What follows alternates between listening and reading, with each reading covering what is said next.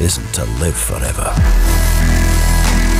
The goal is to create something that will. Welcome to Perspective, a podcast for wedding creatives where we sit down often with a special guest and talk about our many years of experience in the wedding industry so you can learn from us and grow your wedding business. And who are we?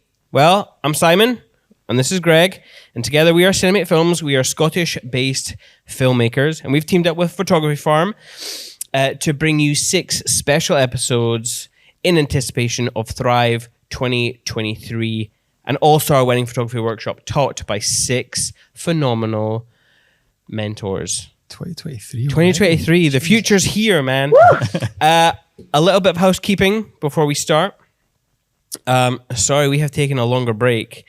We were moving studios, and then there was construction problems and other problems, and so yeah, but we're finally here. Yep. At last in our new office.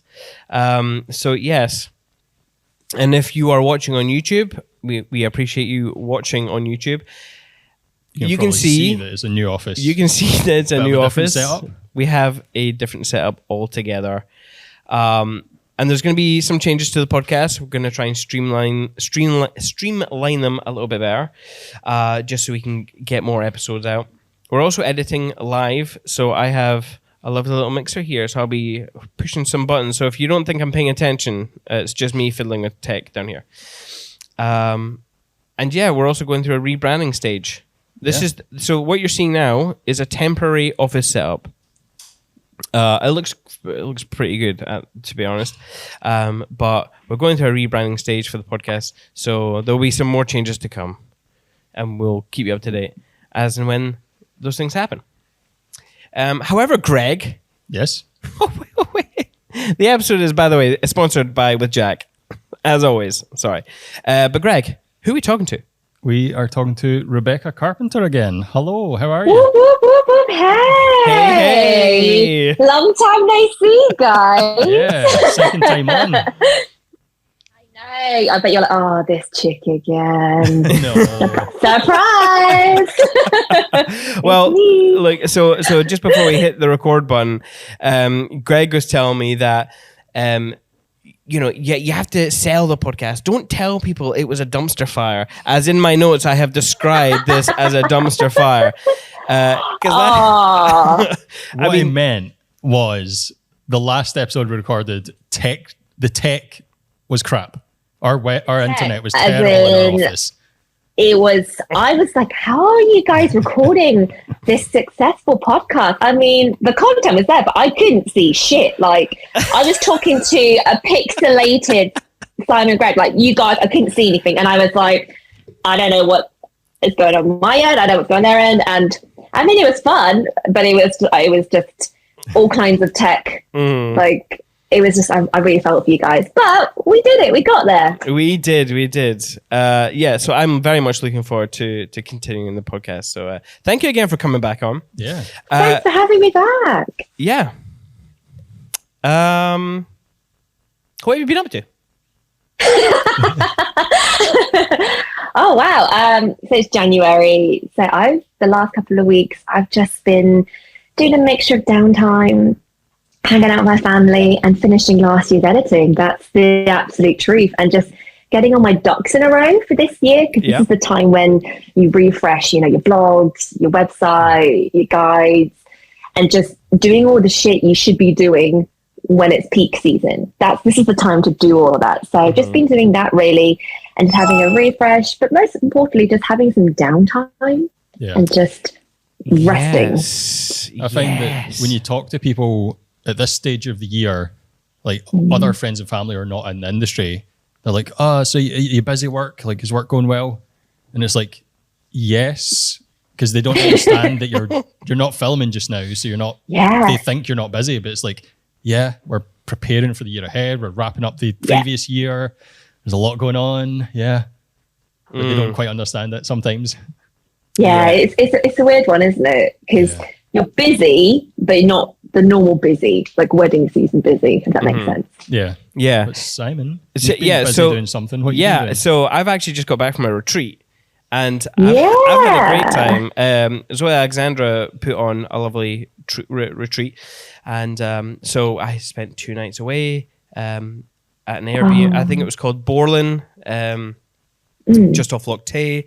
And we were doing wild swimming and yoga and meditation. And oh, wow. And getting, it's not all hippy dippy. We were getting drunk and going in the hot tub and chatting. And social. There we go. I was like, is this like an eat, love, pray situation? But no, you're getting drunk and skinny dip. Yes, that's what we like to hear. Yeah, because it's 2023, new me, So yeah, I'm feeling all nice and refreshed.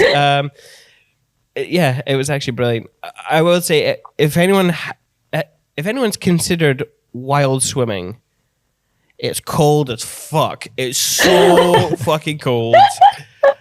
Yeah. Did you not expect that in Scotland in January?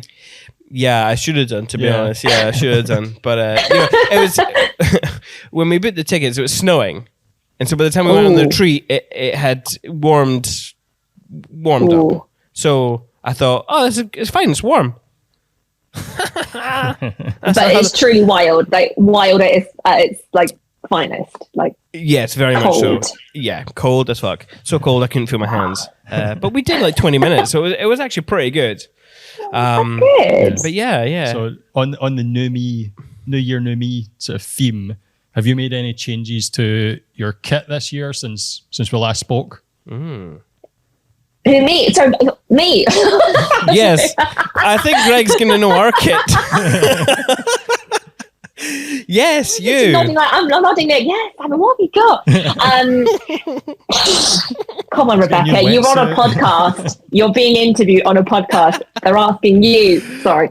Yeah, I haven't yet, actually. Because of tax return and all that jazz, I'm like, let's be careful. However, last year I did upgrade. I got the A9, so I thought I'd give that a whirl. I'm really liking that, even though they discontinued it. There's not much difference between that and the other one. So I got that.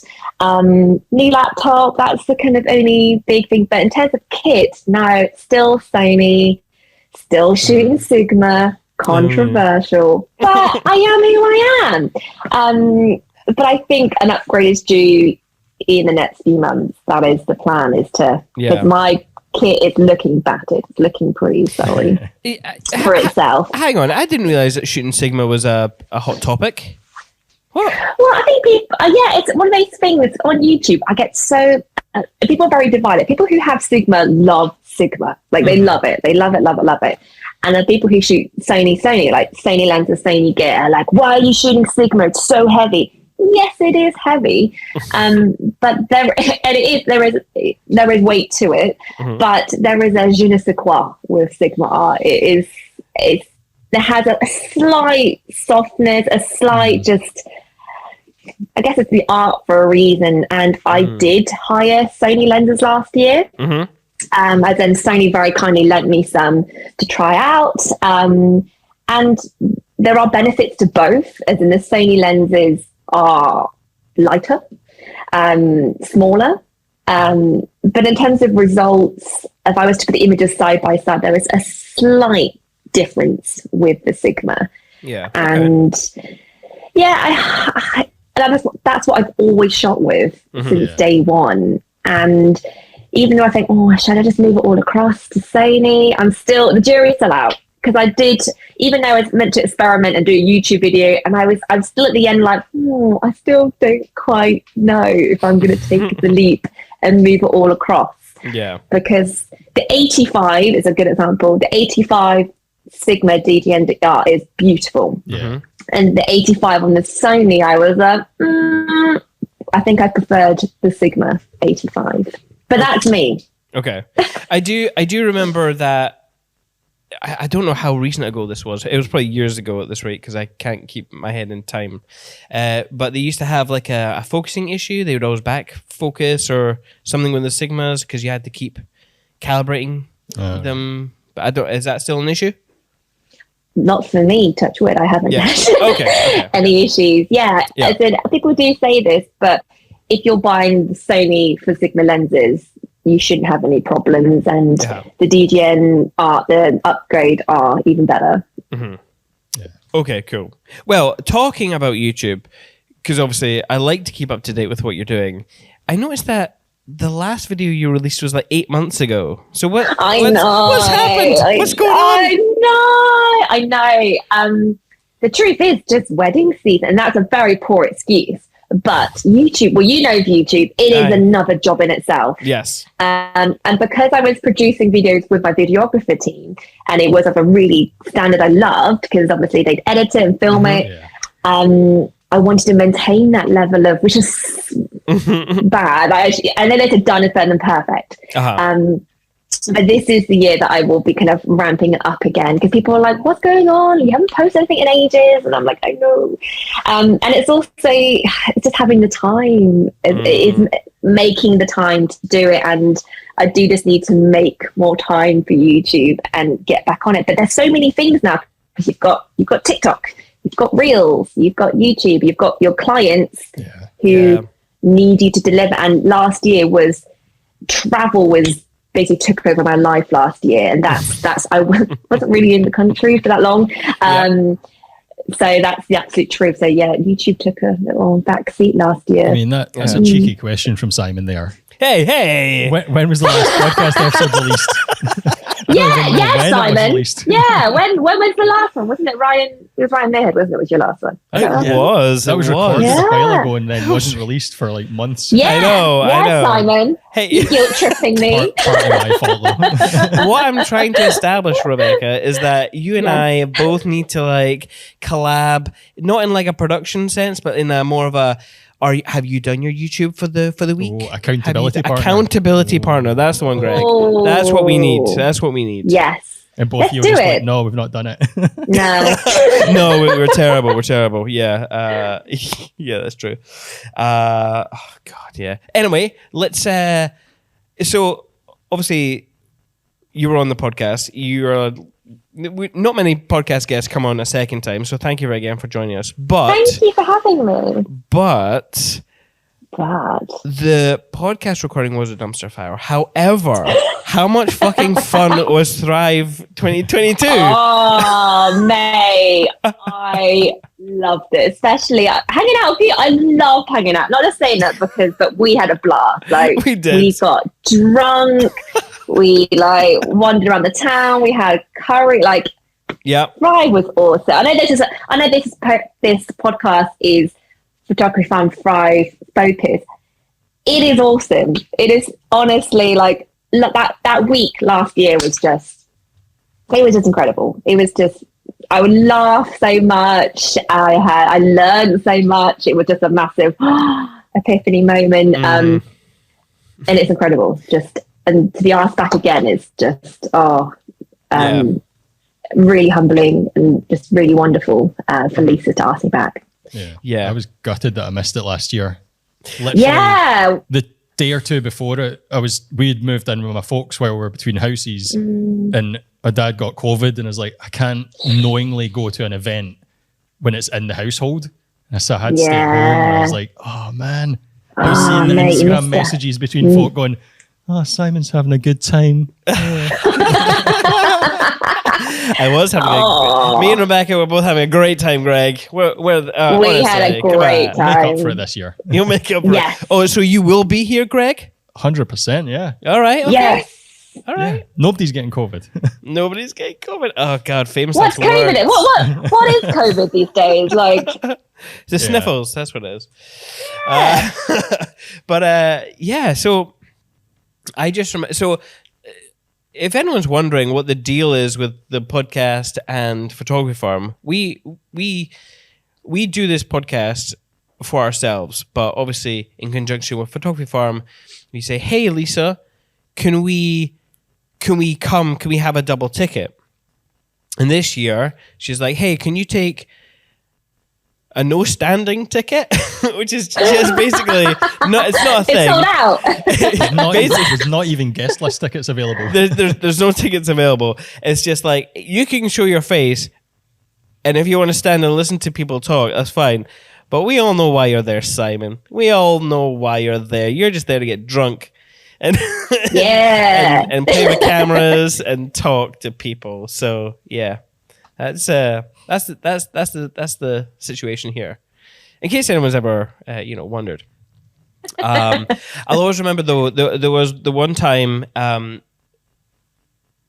because like I said, I don't often sit in the chats.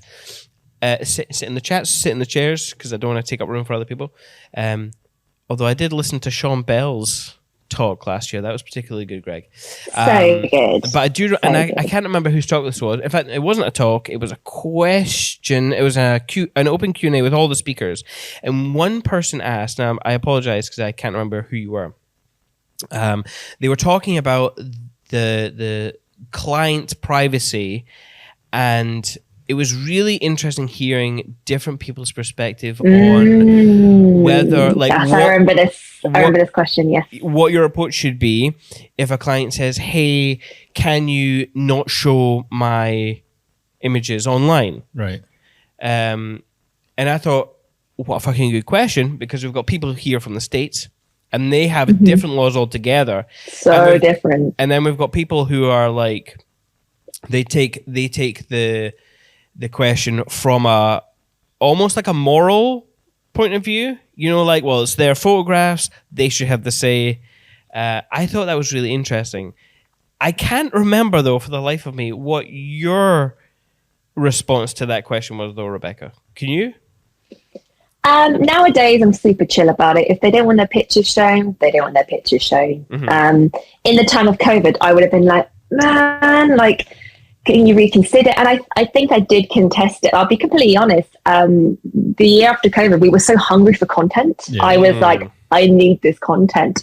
So I did have a couple say, look, we really don't want our images shared. And I said, like, out of interest, like, is there a reason why? Because I said, I think this is going to be beautiful. I would love to showcase this. And I was really honest, and I said, I really need content and marketing right now. I've lost like a year's, and I was really straight up with them at the time, and they said, okay, that's fine, as long as we can amend the contract that we can see which images you're going to share before you do. We amended the contract, and then in the end they were like, yeah, share it, let's put it on the blog. Did a complete so in the past, I'll be honest, that I kind of, if I think it's a wedding that, I really would love to share, I will ask them. But sometimes they might have reasons why they can't. They might have a job in policing, or they might be a detective. They might be going for adoption. There's actually loads of laws and things that they can't. Yeah. And nowadays, this year, I am shooting weddings I can't share. And I'm just like, cool, that's fine. That it's not, I think my perspective is, these weddings aren't for us. They're not our marketing material. If there's images you can share, great. That's a massive bonus. I'd be like, that's great. I can put it on my website. I can share that on Instagram.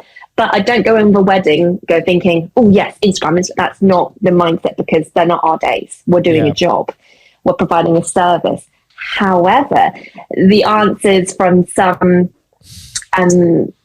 photographers were different. And in America, some people have like buyouts. Oh, hello. UK. Hello, fire alarm. I think it's just a test of the... Oh, okay, cool. Oh, of course. I don't think it's a real fire. They do a test every... It'll go off. Wednesday, maybe. Bear with us. There we go. there we go. See, we didn't say it was not going to be a total non-dumpster fire. That one's out of our control. It's all plot twist for the podcast, boys. I think it's different.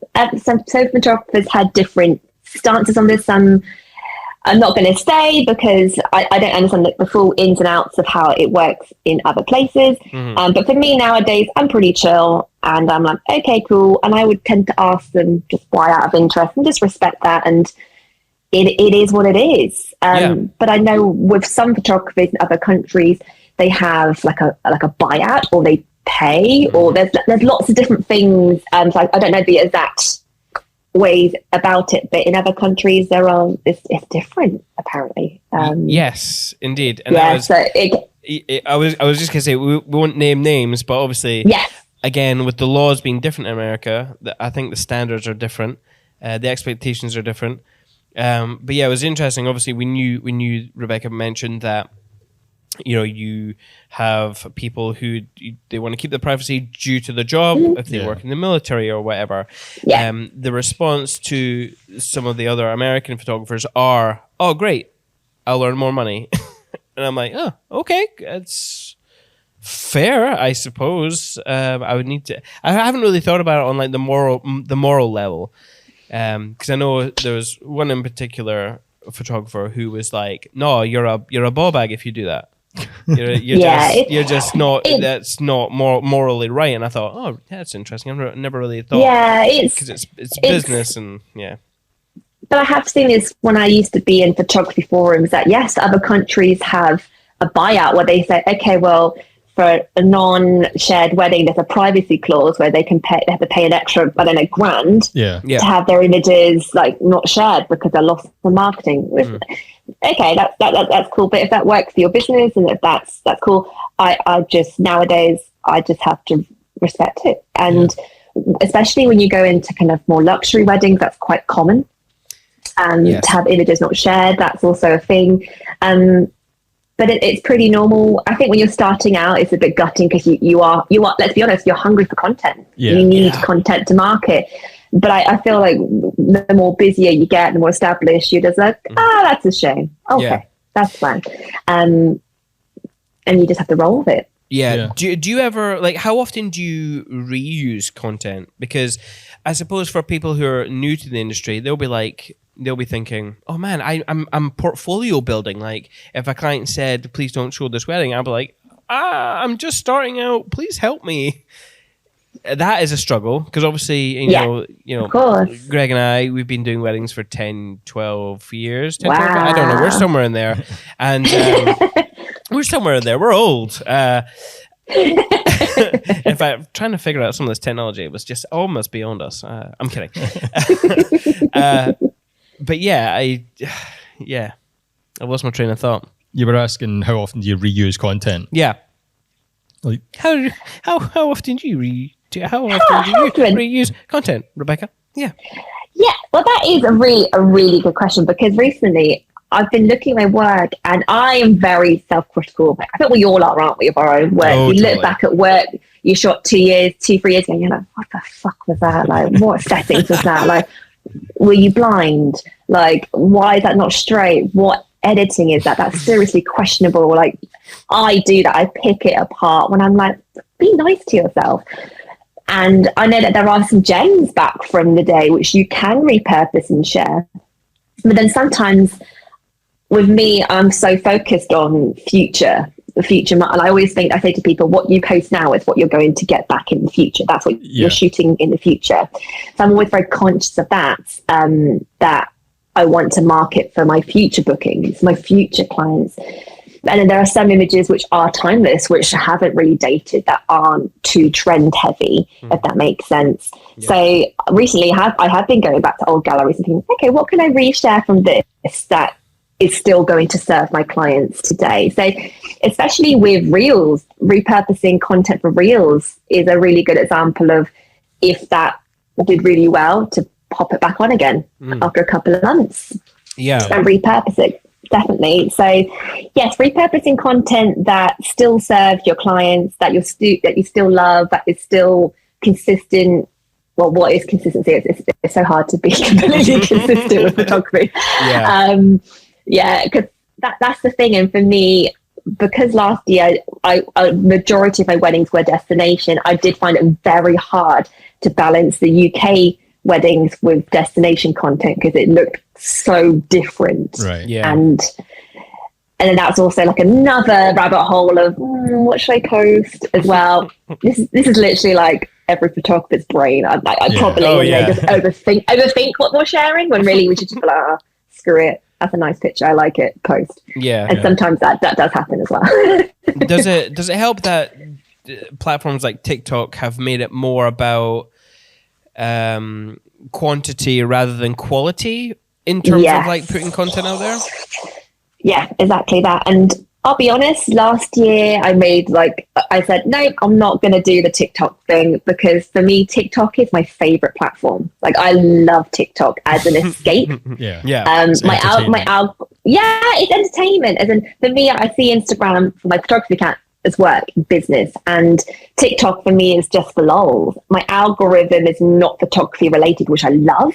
So I'm just seeing like great, like food, people hurting themselves, falling over, like animals, dogs. My algorithm is just nuts, and I love that. Yeah. And I was like, nah, I'm just going to keep TikTok for me. But then when you actually look into the stats, the research, the algorithm, the kind of speed it's growing at and the trajectory it's happening for some people, you can't deny that. So I was like, oh, as in one of my brides, actually, this is a really great example. She posted a TikTok of her wedding with my photos and it went viral. Like it went absolutely nuts, which was amazing because I got loads of inquiries from it and I was like, I'm going to have to join TikTok.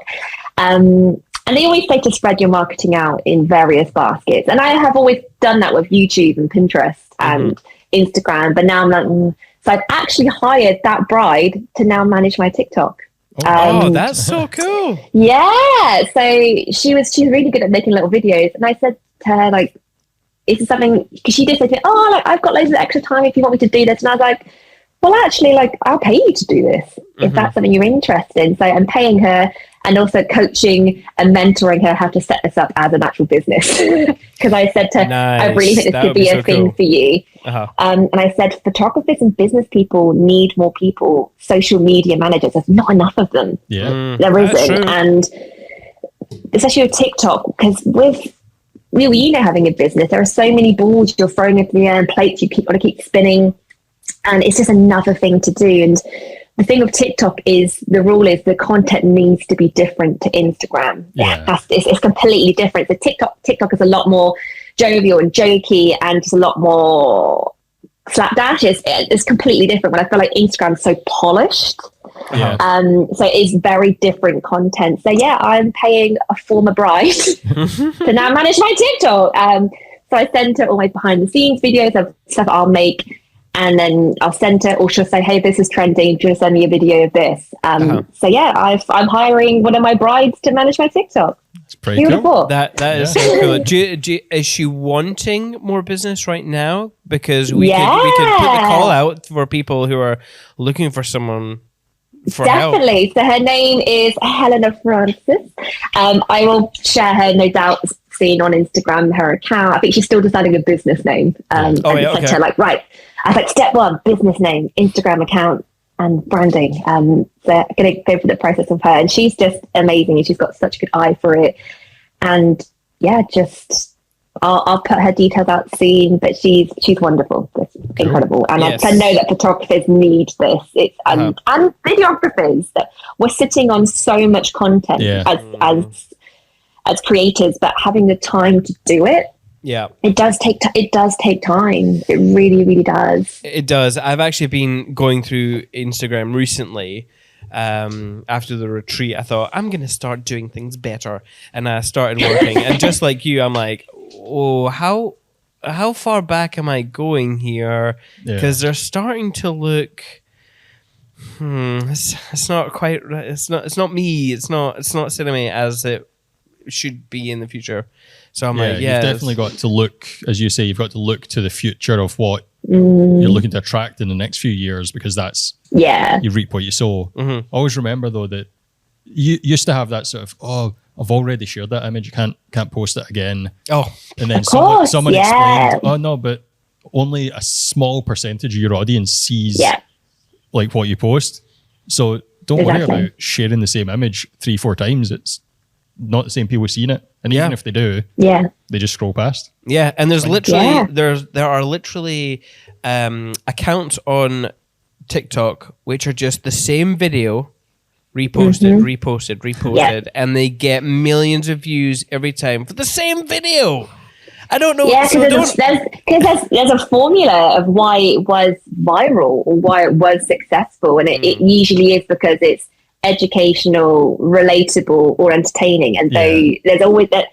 And I was speaking to somebody whose family member works at TikTok, and I said to her, so what is the deal with how does stuff go viral and what trends?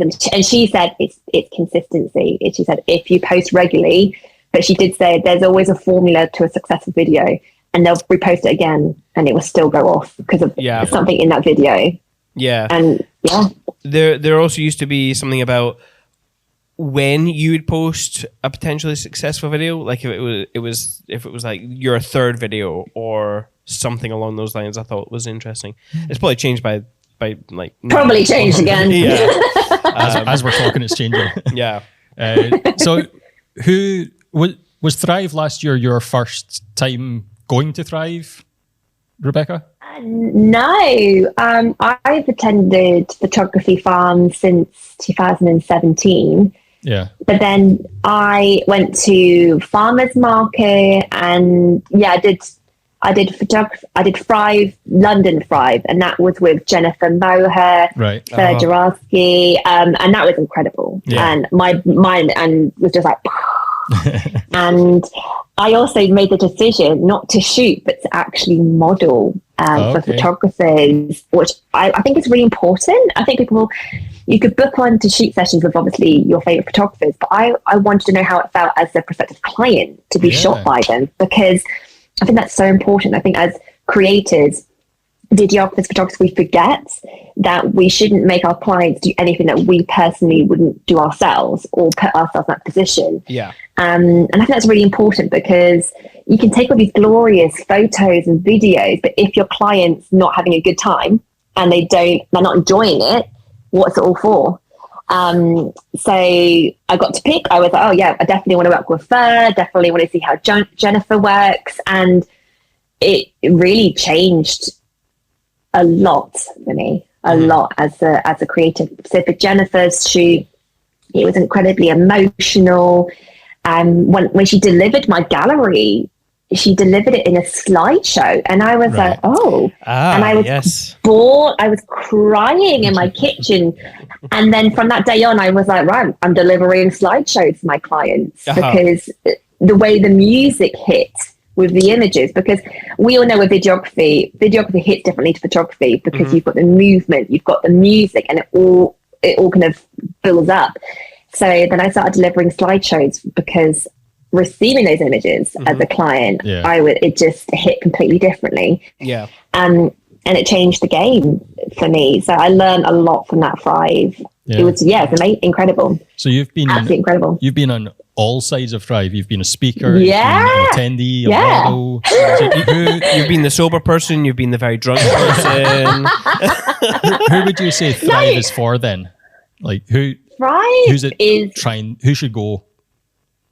Wedding photographers, wedding videographers. I wouldn't completely rule out if you were a videographer, because there's so much you can learn from other creators in the wedding industry, photography industry, video. And if you're somebody, it doesn't matter if you're established for so many years and you're like, I've got this, I know what you could, there's always something new you can learn. There's always a tidbit from another business, another photographer that you can learn. And it's a really good point in the year, because I think January, everybody has like the stress of tax return, getting their shit sorted from last year. Cash flow is pretty low, and everyone's just like, oh, I'm really shit. Nobody's like, it's weird, isn't it? January's weird. Let's be honest. It's really weird. February is when things kind of pick up again. And March, I feel like it's a good time of year to kind of get creative, to get inspired. So then when wedding season kicks off, you're like, yeah, let's fucking go. So I would say it's brilliant for that. If you need an injection of creativity, inspiration, and motivation, it's perfect for that. And just hearing from other businesses how they deal with that, and also shooting alongside other people, I think is incredible. Yeah, I agree. In fact, filmmakers, go to a photography workshop, learn how they work, network as well. Like, these are the people who you're going to be in the trenches with, you know. You should have each other's back. So, you know, definitely do that. Plus, it's just great to network. So much fun, and you'll make friends, and you really will. I met all my closest friends in the industry from workshops. Yes. Because there's nothing like being with another photographer and being like, oh, I'm in that situation. Oh, me too, same. Like, because nobody truly understands what you're going through and your business, your home life, the balance, the stress, the pressure, like the complete roller coaster that it is, apart from other people in the same industry. Nobody else will understand as much as other people within your industry. And you will make friends for life from these things. And the amount of people I do know from last year who have been like, oh, I've made friends with so-and-so from this shoe. We're now like meeting up and doing this. And it's true. You do form lifelong friendships. You do. You really do. You do. You do. Yeah, totally. You actually mentioned your tax return. How's everyone's tax returns doing? Do we all make it under the threshold if you're a solo person, or are you making big bucks in a year? You're like well over the VAT threshold. Who's on VAT? Who's not? Who's that? We had a very interesting a financial meeting with our man, and he was like, so. You've not really paid attention. You've maybe gone over the threshold for congratulations, whatever, right? Well, this is where it gets interesting, and I'm gonna let Greg talk about this because he's the Excel spreadsheet. Okay, I'm the one that pretends that I understand accounting when he's talking to me. Yeah. So a weird quirk that I think I've still to find out if it definitely works, but the accountant was looking into whether, because a lot of our clients are like overseas, they're Americans traveling over to elope in Scotland or something, the way their money sort of works in the UK economy, it doesn't attract VAT. So if you go over the threshold for VAT, you can actually disqualify that money because they live overseas. That's right. It's like Monopoly money, isn't it? That's how it works. They don't have real money.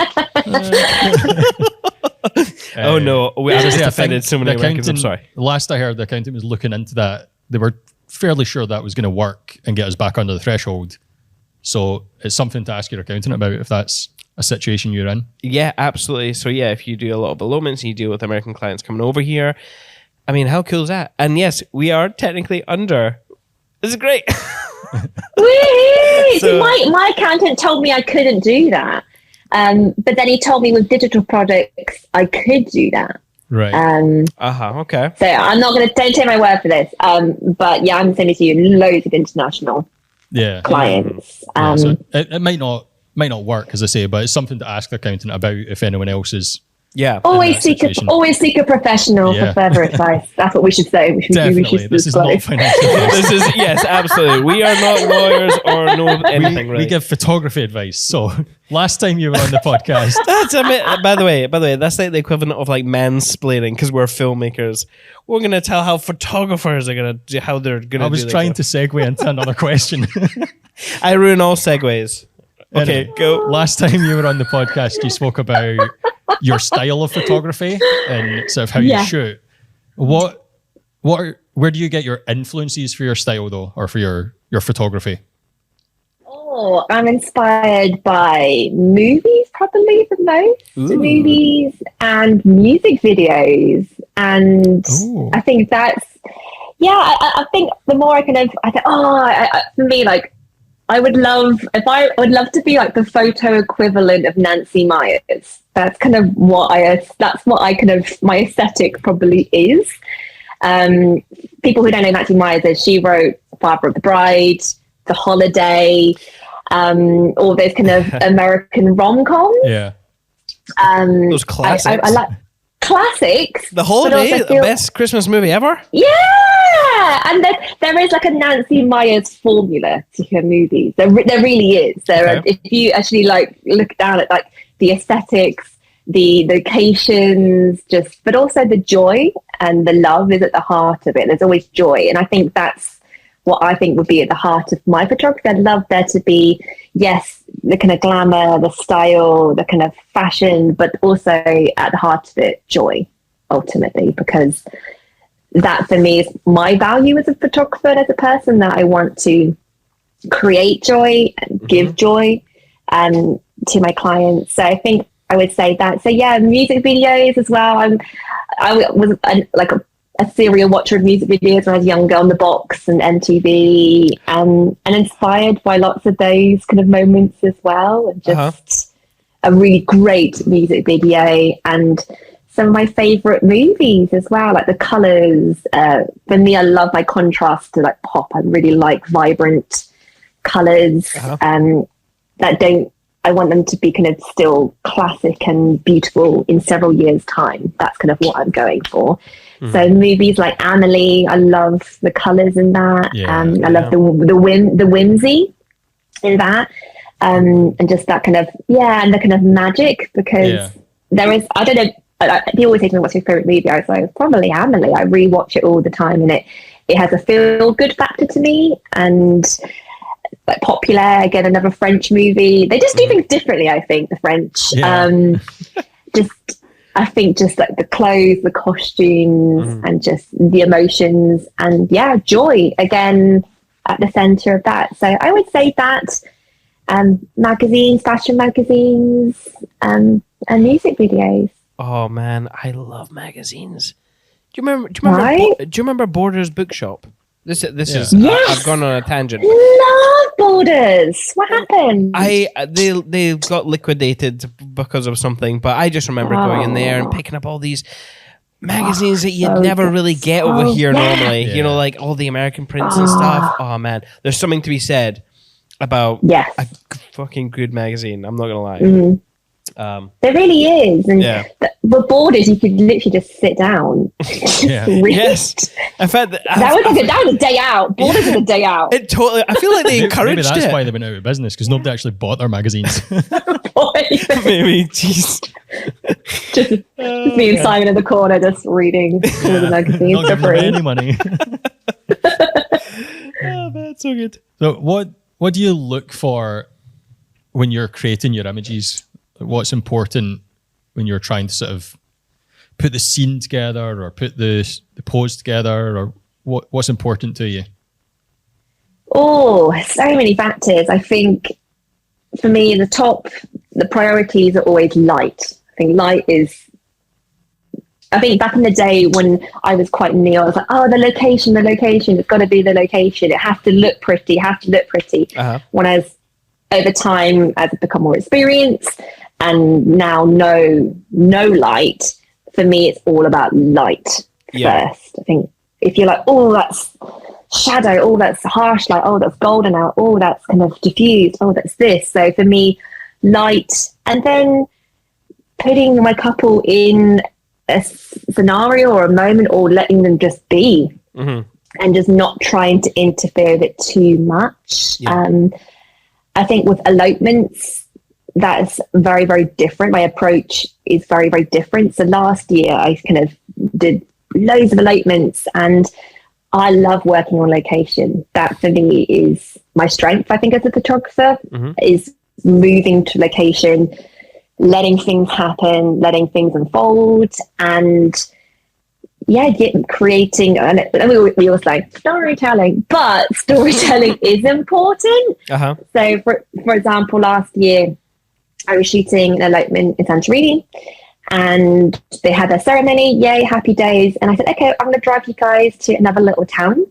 And what we'll do is you guys can have a drink, you can have a coffee, and just wander around, and we'll just see what happens. And they're like, oh, really? I was like, yeah, let's just see what happens. And I say, just go with it. And I said, I don't want to stage anything. I just want to see what happens. I said, because magic always just follows me sometimes, these things. And I'm a believer in that. I like manifesting magic. And we got to the town, and we were walking to the cafe, and they were just walking. I was photographing walking. And then one of the customers in the cafe got up, saw they got married, and just started playing the piano. Just randomly. And I was like, and they were just holding hands. I was like, I guess this is your first dance. Go for it. Because that's the first music they heard as they got married. And they started dancing in the street. And it was like a movie moment. That is so cool. Yeah. And I think it's just spotting these things and just giving them a nudge. And I said, dance. And then photographed it, filmed it on my phone as well for them. So they have that memento of that was their first dance. And it was really special.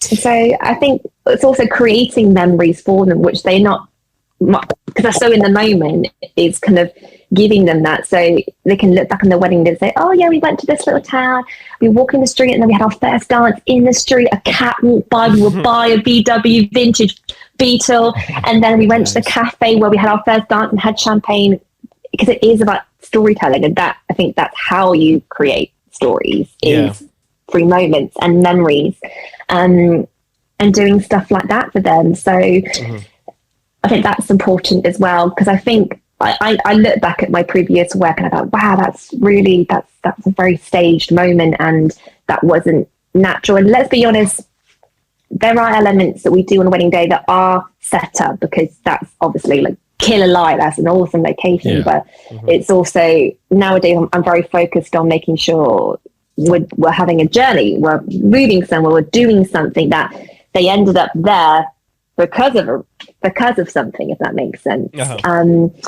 So that's how I kind of work, is setting up moments for them and creating beautiful images in the process, because I want them to have a really varied gallery of what's happening and telling the story of their day, but also giving them moments within that story, and also moments that I think, wow, that would look, that is the shot, they're going to frame that is a piece of art for their living room that they're going to love. So yeah, I think that's my approach. So elopements are a bit different, I would say, to wedding days. I don't know if you guys find that with elopements, you have that time to create different images and different videos and different moments in comparison to a wedding. I think because elopements are so personal, you have so much time with your couple. I think that's exactly, you have that luxury.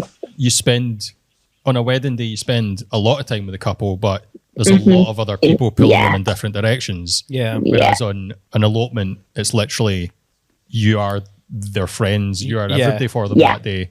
So you get that much more personal chill out time as well. Oh, and by the way, so Rebecca, when you were talking about when you're on location, you're moving from place to place, I have never seen you move from place to place. You're always a fucking bouncing.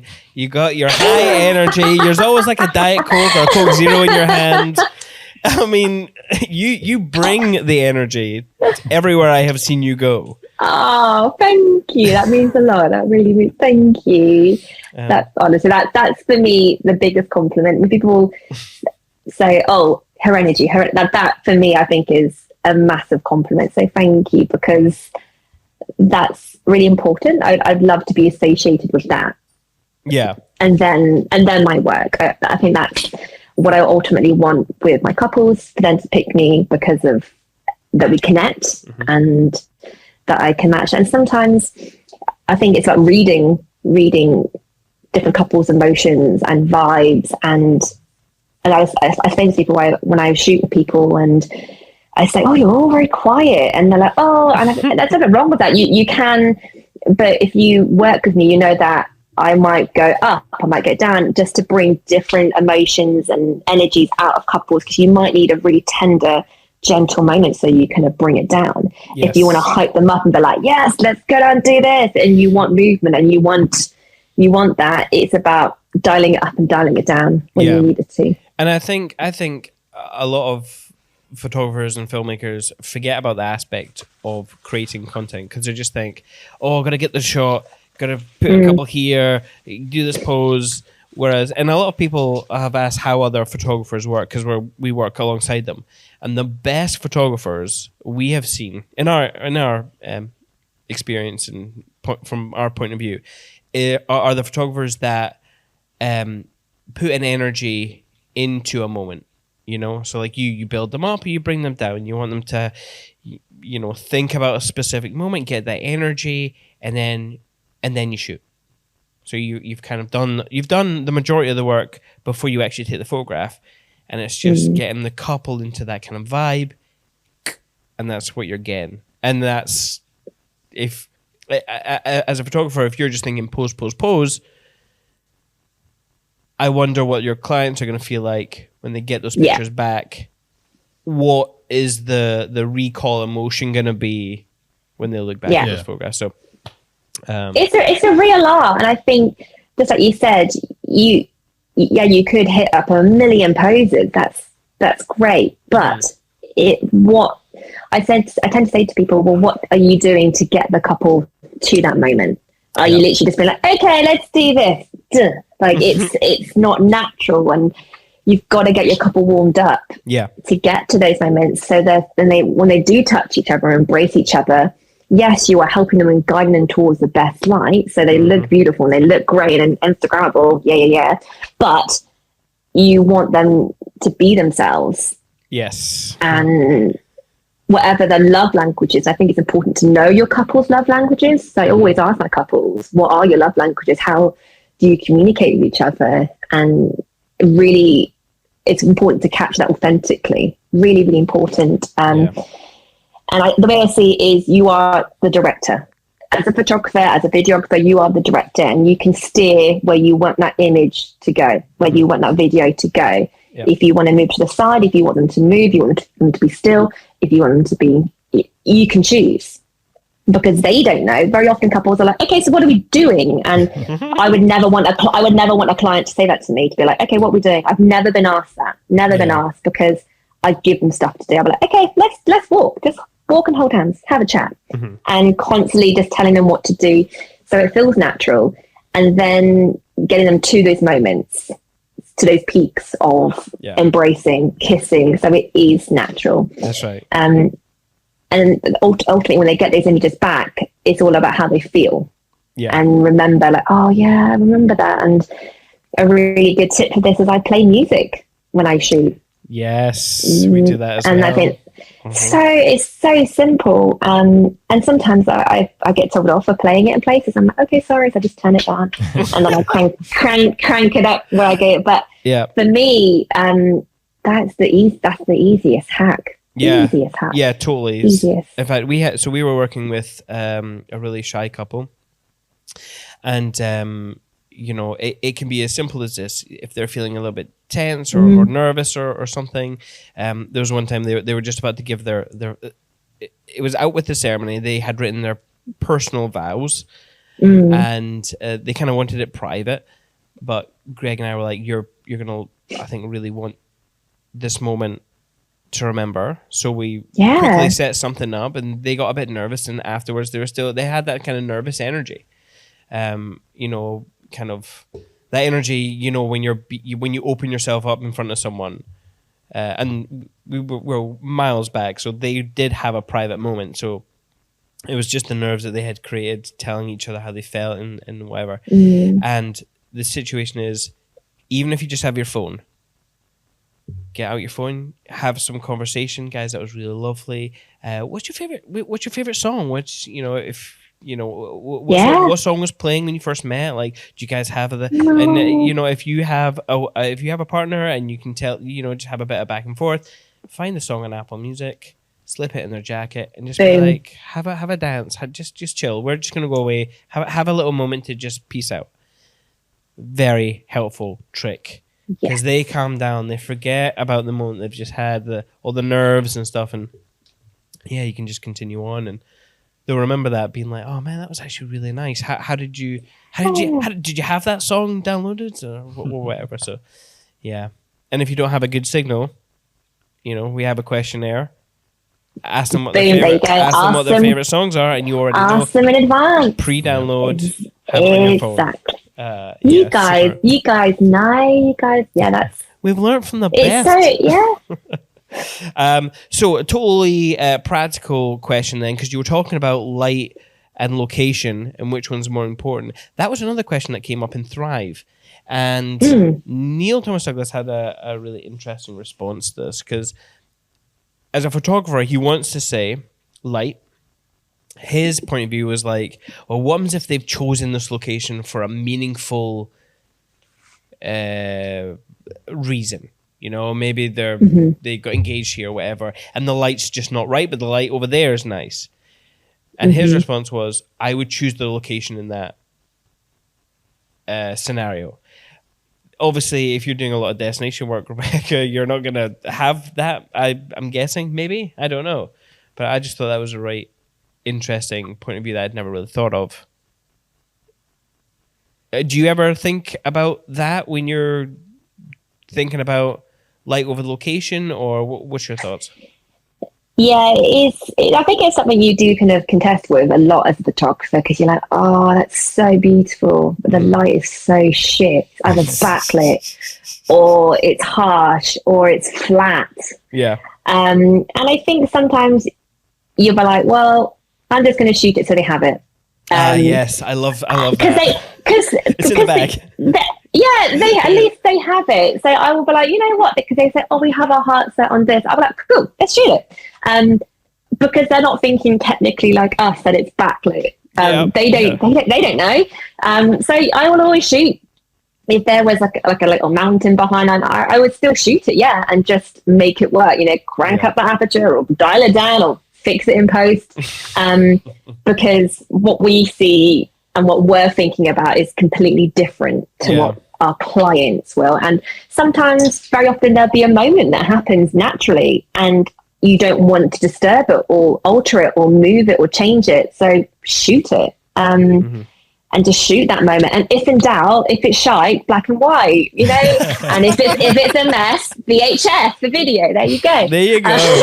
There you go. But yeah, sometimes I would always, my friend Russell said that to me, like the black and white photography equivalent is if it's black, if it's shite, black and white, and then if it's a mess, VHS, chuck a VHS filter on it. I'd never heard that before. Is that the reason I'm putting so much film grain in our work? I just think it's shite. Crank it up. It's artistic if I put film grain in it. Crank it up.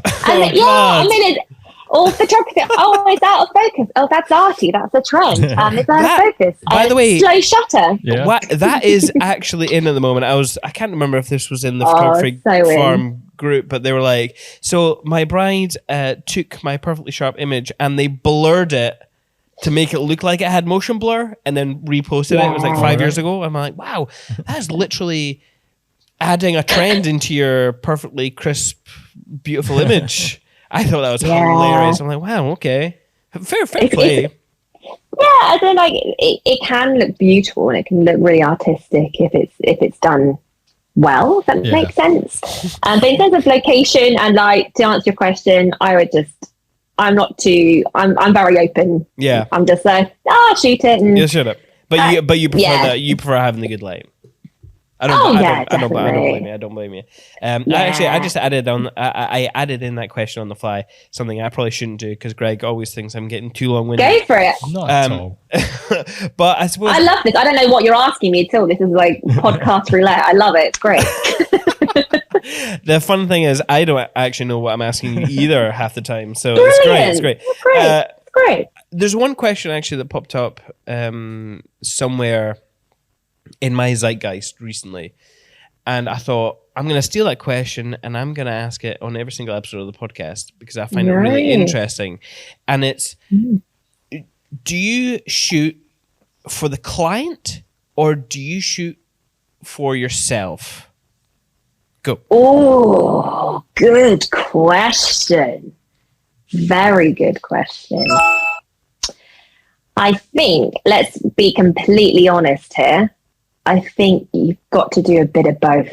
I do a bit of both because I had a client last year actually say to me, just shoot our wedding how you would shoot it we want to see the wedding through your eyes. And I was like, what do you have? And he's like, no, just, I trust you, just shoot it for you, how you, and I was like, he said that to me before the wedding kicked off. And I was like, oh, he wants to, even though I don't think he just wanted to shoot it, to shoot the wedding, Rebecca, just don't overthink it, which is really interesting. But by that, the trust was there. And on the day, the light was shocking. Like the light was shit. Like it was flat, cloudy, not even like the good cloud, just no sun, flat, ocean spray. So it was just grey. And I was thinking like, I've shot the wedding, like all the documentary moments, stuff that happened naturally, but I know there isn't a classic Rebecca Carpenter banger in there. I just know that. And because like, you know what you're booked for, you know your signature shots. And I know my couples, they have an aesthetic. They're like, we want shots like this. I know what they want. And I was like, and I said to my videographer Russell, I was like, mate, I haven't got the shot yet. He's like, neither have I. And I was like, I haven't got the banger. I just knew what was missing. And by then, they've done loads of photos. I was like, look, I know you're going to get your drink section, but how do you feel about taking a walk down that part of the beach and just shooting a bit more? Because I think it's going to be beautiful down there. How do you feel about it? And I was really pushing it because thinking like, group shots. They did first looks. We had a couple portrait session in the back. We did one. It was, the safety shots. It was good, but I'm just very harsh on myself. I want the world for my couple. I wanted to walk away and be like, yeah, this is fucking awesome. Like, I want them to be obsessed with their photographs and proud, and I do want to go above and beyond for them, so I do push it sometimes if I know I can. And I know they were a bit tired. I know they probably needed a drink, and I was like, look, will be 7 minutes. I was like, realistically 7, the time we walk there, 7 minutes. And they're like, yeah, cool, let's go. And I was like, oh, they said, yes, cool. And we went down there, and lo and behold, that was where we got the shot. The waves are crashing, and I was like, okay, that's the shot. Yeah. And it was the shot. But so you have to I think you have to know yourself, and you have to also know what is your signature style. Like, what are they booking you for? So capture the day in full for them, but also this is just me. I will look and think, oh, have I got like a killer shot for them, which I know is what they've booked me for. So yeah, I do some shots. I think, oh, like this is super vibey. Let's shoot this. Let's shoot this. And lots of couples nowadays don't really say no to me, which is amazing, because I do say to them, there's a lot of kind of bonding that goes on before we get to the wedding day, and I always say to them, like, just trust me. The biggest thing I need from you is just trust. I might have a wild idea in a moment, and just go with it, and it might work, it might not work. And on the wedding day, it does come to the point I'll be like, hey, like, do you just want to stand there in that light, or do you just want to just hang out there? And then that's usually like the shot. So I think this will look super, super cool. And I'll say, like, go with me, just trust me on this. And those shots, those moments, which I guess are like the selfish shots that are going to look great. Yeah. You'll never regret, I say to people. I'd rather do that and then be like, oh, I shoulda, woulda, coulda. I should have done this. I could have done this. I would have done this. I hate photographic regret. So I just say to people, just fuck it, just freaking say it and just do it, because that's what they pay you to do. Yeah, they pay you to have a vision, to be creative, and to get those moments for them. Yeah, and I suppose the thing, though, if you are getting those selfish shots, if you feel like they're selfish, ultimately they're going to benefit the couple to some extent. Yeah, unless you're being totally wacky and out there. Yes. Then you're just trying to get a good shot, so it's going to benefit them. Yeah, really. And I suppose that's what you put on Instagram, is the stuff that you love, the stuff that you want to keep creating. So they're booking you for you, and that's how I interpret the question. I shoot for myself, and I make films for myself. Not to say that I wouldn't like film something just to document, because there's a lot of documentary aspect to being a filmmaker. But like, I create wedding films because I didn't have a wedding film when I got married. So what I'm creating is something that I would want to have. Yes, and exactly. It's good, but it's extra work, because a lot of filmmakers, their film is like 5 to 7 minutes. Like the major thing that they sell is 5 to 7 minutes, and they complain about being cinematic or finding it hard to be cinematic in that time, and it is. But not everything is about the cinematography all the time. Like, when I make a film, we say to couples, you're going to get a 15 to 20 minutes, which is 5 minutes. That's a long time, by the way. 5 minutes of that is a lot. Sometimes I even just creep over, because I just can't face cutting some stuff, and I want it to be long. And I feel I've tried cutting the 5 minutes. I've tried cutting that kind of film. Okay, our highlights we do are sometimes that length. I just cannot put stuff on the cutting. I'm the same. Well, they say it's that saying, isn't it? You need to kill your darlings sometimes in art. But I'm the same as you, Simon. At culling, I'm just like, fuck it, they're gonna love that. Chuck it in there. Chuck it in there.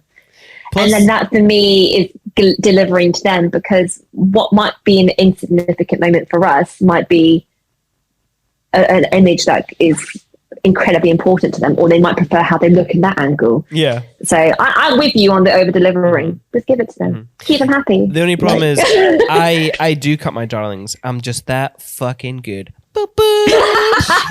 Oh, mic drop. Oh, that's fucking terrible. I've lost so many listeners. I'm just kidding. I am just kidding. I'm fully just 20 minutes, pure gold, cinematics, gold. No, he at least puts one of my shots in there. Come on. Oh, if people actually looked at our films and be like, what percentage is Greg's shots to Simon's? God, I haven't even done that math yet. I'm sorry. If you want to continue watching our watching and listening our podcast, you can do. You can support us on YouTube at Perspective by Cinemate. I actually forgot to mention this in the housekeeping. We no longer are doing the Patreon. We're closing that down. I know. Rebecca, do you have Patreon? No, I know it's the way to go, because let's be honest, the Americans are ahead of the game, and they have but I'm also like, you know what, just give it away for free. Like, it's even though I think, I know people who do it and then minted. Yeah, you can make a lot of money, definitely. Yeah. There's a lot of money in it, and I'm never going to say never, because my mind changes. I'm a freaking Gemini, so I'm just changing my mind all the time. But at the moment, I'm just giving stuff away for free on YouTube, which I know I could charge for, but I also think it will come back to you karma in another way, if that makes sense. And yes, totally. I've learned loads from people on YouTube, which I'm really grateful for. And I wouldn't have got that from a Patreon, because at the time I probably couldn't afford to do that. And YouTube is just so quick to be like, how do I do this? Boom. Oh, this photographer's cool. I think so. At this stage now, maybe in a few years, I think it's a balance, because I have paid courses where I do charge for knowledge and truth bombs and stuff, and then I have YouTube, which is just like, here you go, this is what I know. It's not the gospel, but this is what I know. Here you go. Yeah. If that's to answer your question. Yeah, no, totally. We just got to the point where we felt the pressure to turn up was too much with Patreon, because people are paying that monthly. If you don't publish enough that month, then you feel that you've let them down. Yeah. You know what I mean? So that's the thing, because they're paying, so you've got to keep churning out content to deliver. Yeah. If it's on YouTube and you don't post for 3 months, that's fine. You've taken a break, that's fine. But with Patreon, it's not different. So we've actually not talked about this, Greg, but what's going to happen with the Patreon content that we have behind the paywall? What's happening with that? Well, maybe just enable it on YouTube eventually over the time. Yes. Chuck it for free. Oh eventually, my goodness. Chuck it on there. Do it. Pay it forward. Yeah, maybe. How would our Patreon subscribers feel? Would you be okay with that, Patreon subscribers? I think as long as enough time's passed and I think it'll be fine. All right, cool. Awesome. You know what, funnily enough, I was going to get Ashley Baxter in here, because I mentioned that the podcast is sponsored with Jag, but we haven't had a time to do any ad creating in this new studio. So I was going to get her over here, but she's left for her gym session. The scoundrel. I had a mic ready over here. The scoundrel. Hey, I'm Ashley from With Jack. I'm one of the sponsors of the Perspective podcast. With Jack helps to keep photographers in business by supporting them financially and legally if they have problems with a client or they make a mistake in their work. We've all had that fear of our CF card or our hard drive failing and losing important photos. You can find out more at withjack.co.uk. Head over there and find out how we can help you be a confident creative. Let's move on to talking about your talk. Now, this is hilarious. So, last night, as we're trying to set this all up, and we've had some technical issues just because there's a lot of 4 cameras and audios and stuff. Rebecca's like, so I haven't written my talk yet. Yeah, full disclosure, guys. It's January. What's the date today? No. Oh, shit, it's February. It's February. February the 1st. So I haven't written it yet. However, I have made notes. So I have technically, but I haven't No way. It. This is fun. Okay, so I've got a series of questions, but maybe you get okay. What are tell us your bullet points and I'll just quickly add them into notes and see what happens. Not all of them, because we don't want to give your whole talk away. Okay, go for it. I mean, this is all just brain dumping. Okay. So, but I know, I kind of know where it's going to go, but I just haven't made the slides or structured it, if that makes sense. Mm-hmm. But I'm scheduled to do that next week and then rehearse it the week after. So. Very cool, very cool. Okay, so now is the title the same? Your title on your Thrive website, not yours, Lisa's, is It's Not Magic, It's Mindset. So not a working title. That is actually the title of your talk. That is the title. Very exciting, very exciting. So we've kind of already spoken a little bit about the mindset and how you approach a shoot, right? So, I mean, is that element going to still, is that going to be along the lines? A little bit, but it's actually about mindset in business, actually. Yeah. Ooh. So it's, because when Lisa asked me back again, I was like, I don't know, I'm not too sure. Will people be like, oh, her again?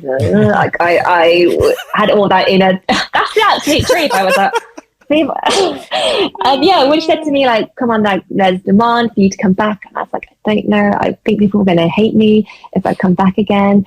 And what would I talk about? And because you have to do a brand new talk, that's how it rolls. And then she kind of messaged me saying, okay, well, what about manifesting? Because you're really into that. And I said, well, I am into manifesting, but ultimately it is about mindset. And I was like, oh, that's it. That's my talk. That's usually how it goes with me, Lisa. We'll be DMing and I'll be like, oh, and she knows I love alliteration. So I was like, oh, it's not magic, it's mindset. That is literally how it went by DM. I love that. And I was like, that's my talk. And she's like, okay, cool. So I think, and I know, how everybody knows what their superpower is, what their strength is as a business person or creator or artist, photographer, videographer. I know that ultimately within my business, my work, everything, that it all has come down to my mindset in everything that I've done. And that has kind of led me on the path to today, really, is because of my mindset. And after coaching countless photographers and businesses, the most common thing that comes up time and time again of coaching is mindset. Every single time. I swear 9 times out of 10, the most common thing I'm coaching and mentoring people about is mindset. Is changing your mindset, having a healthy mindset, and because that will see you through your business, because owning a business is one big head fuck. Sorry for all the swearing in this episode, but you're cool with it, aren't you? It's fine. So, this is not for children. If you're a child out there with a wedding business, fucking you do you. Go yourself. Amazing.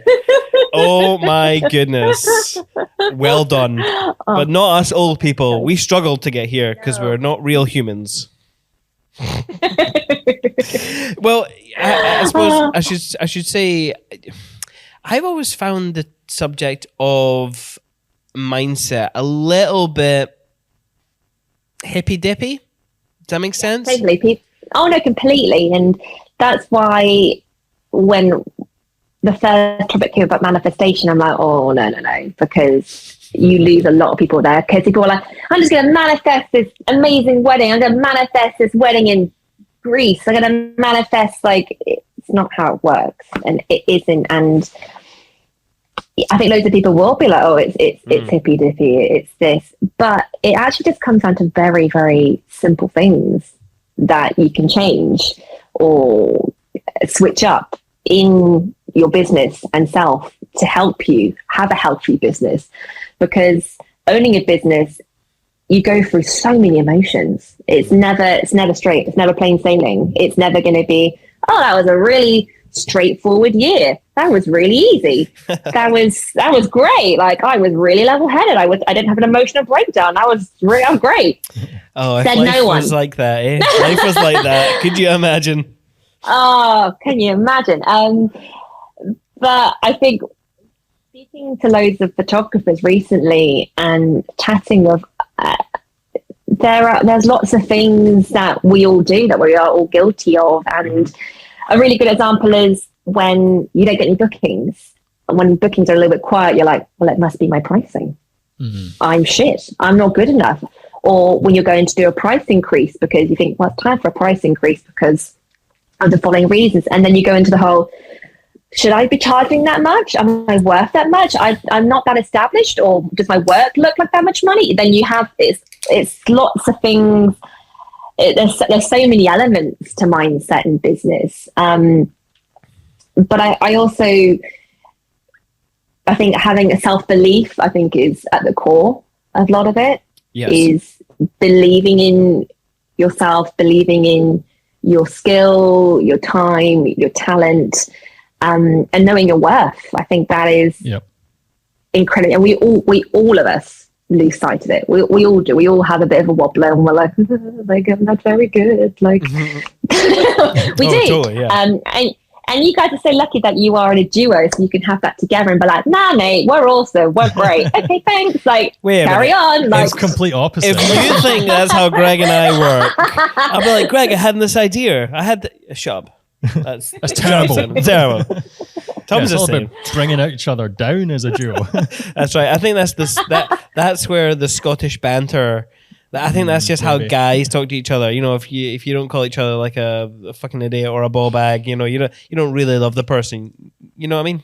But we can be nice to each other. We have that there. That's so nice to have that you can just be like, hey, like, that's great. I love that. So there's still lots more to kind of dig into, but I think it's just going to be a case of remembering the basics of that your mindset is the kind of the roots, isn't it, in your business? Yeah. Oh, yeah. And if those are solid and you have that belief, then it will flourish. So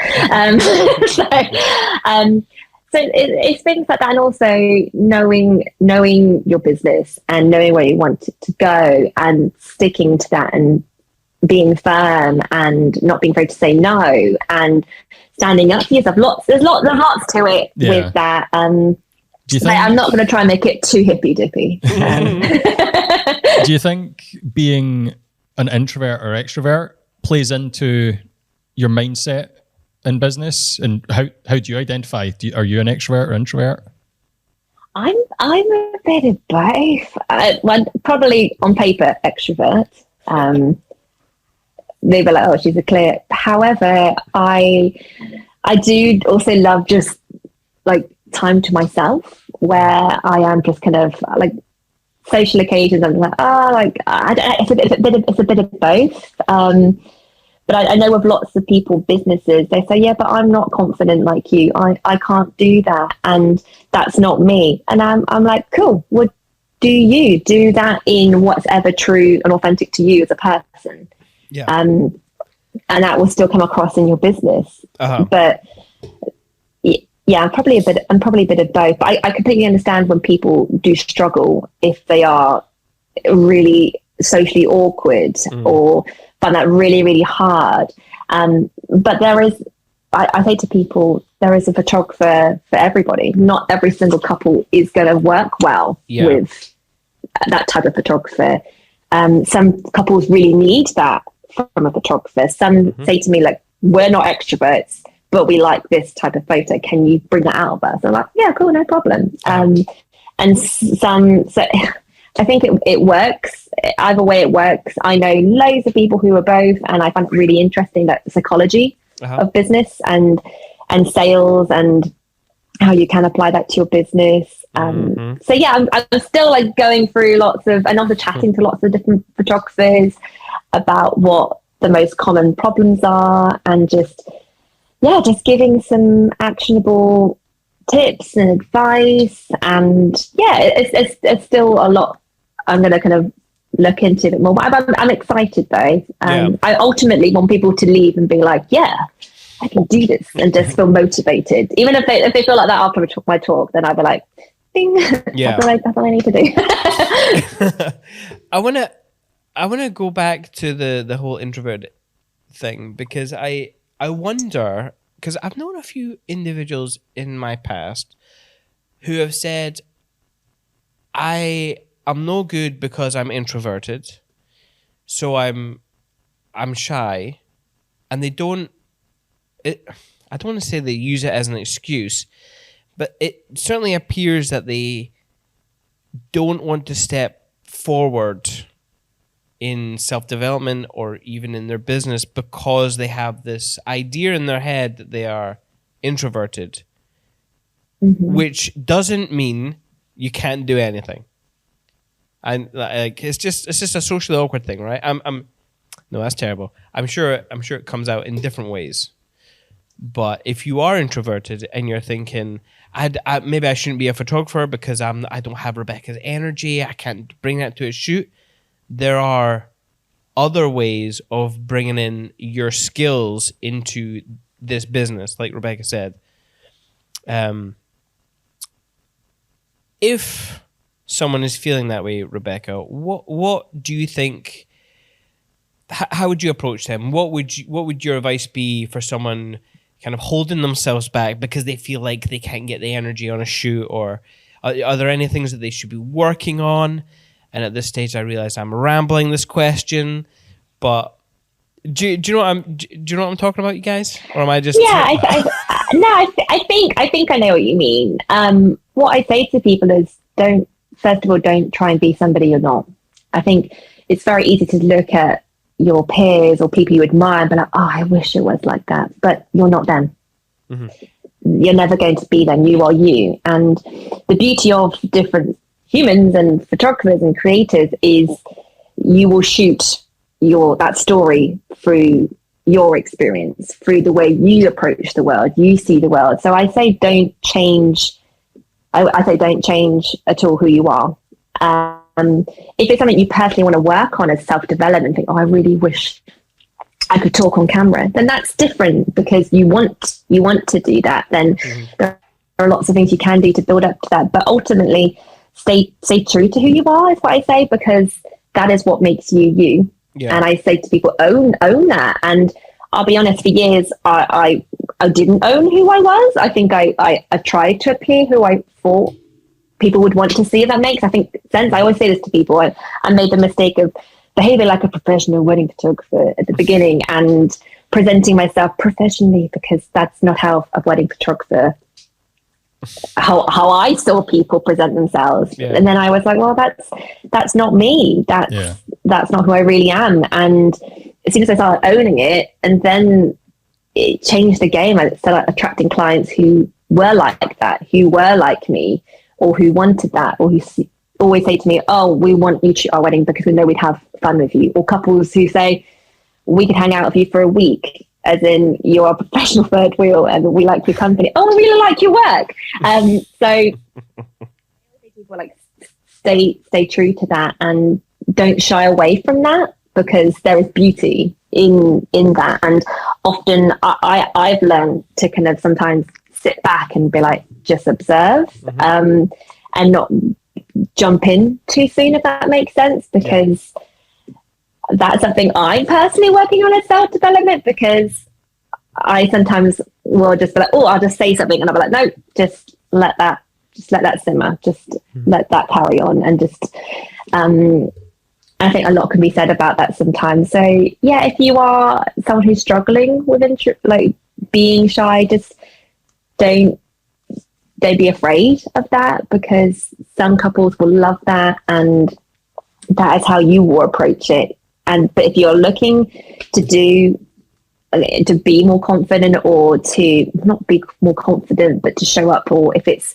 especially I think the biggest thing with social media is everybody feels like they need to show up and start dancing and lip syncing and pointing to text. I think. Oh yeah. I think I think I feel like Instagram has done that, when years ago it was just enough to post your work, and there are people who still do that, and it works. Yeah. And there are some massive, huge, famous photographers who don't need to do that, and who don't do that because they don't need to. So you don't necessarily need to. I just want to say to people, like, what are you trying to attract? What is it you're ultimately trying to do? What type of client are you trying to attract? If you're doing that, is that because you want to get the attention of your peers, your fellow photographers, or clients? Like, what are you doing it for? Because you think you should.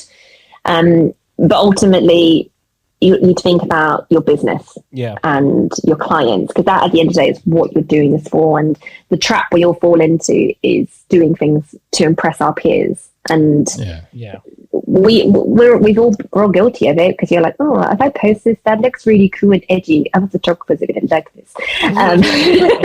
We've all done that, and it's a very easy trap to fall into. But ultimately, the people who pay your bills, the people who are going to book you, the people who are going to seek you out, are your potential couples and future clients. So that it should be at the core of what you do. Yeah. You mentioned earlier about how people's mindset can get affected a lot by like where they're at with their bookings at a certain time of year. And I've seen a lot of people this year in particular feeling a bit down about, oh my God, 2023 is looking quiet. So I think that aspect of your talk could be really good for people. I know, like, it'll be March by the time it comes round, so so we'll be different people by then. It'll definitely be something that people will take away some good information from, I'm sure. It feels like it's maybe been what's happened the last couple of years, but there's definitely been a shift in how people are booking, and they're maybe leaving it later to plan things. So completely different. Which I feel is that's been par for the course with wedding videography, right? That's how I feel anyway. That, you know, we've been getting to January, February, and that's when our bookings start coming in, because they always book the photographers first. They do. So, which is fine. It's just trying but to, it's interesting. If you're new into industry, it's trying to come to terms with that. Because you could sit here in January going, oh my God, is that many I've got? But then with experience, it's scary. With experience, you sort of learn that, oh, well, it's okay, because by the time February, March comes along, I'll be at a different point of number of bookings. It'll be okay. Yeah. And I think you do. You just have to have that confidence in yourself to realize that, you know, the world's changed a little bit. Bookings, they will come in. So long as you're still doing the work, because there was one year, I don't know if we have ever talked about this on the podcast, I'm sure, because we've been doing this for 3 years, but there was a time where we took our foot off the gas. We got complacent. Yeah. We were like, there wasn't much competition. We were one of the first doing kind of a cinematic, if that's something, kind of style of wedding. And we just didn't really put anything out or do anything like that, or network, which is a major part of our business now. And we really struggled, so much so that we had to actually go and we spent a lot of money rebranding ourselves and starting again and going to workshops and, you know, discovering the joys of. We had to sort of switch our mindset essentially and focus on trying to get work and doing those things that sort of are marketing. And to do that, one of the big steps was to invest in ourselves and put money behind sort of the branding and change everything. Like, We didn't have to do that, but we You do decided not have to do overhaul that. everything. You don't have to do that. You who's thinking, I want to spend thousands of pounds, or I can't do that. You don't need to do that. That's fine. Don't worry about it. But yeah, that was just something that we did. So yeah, but that was fun. It was an interesting learning experience.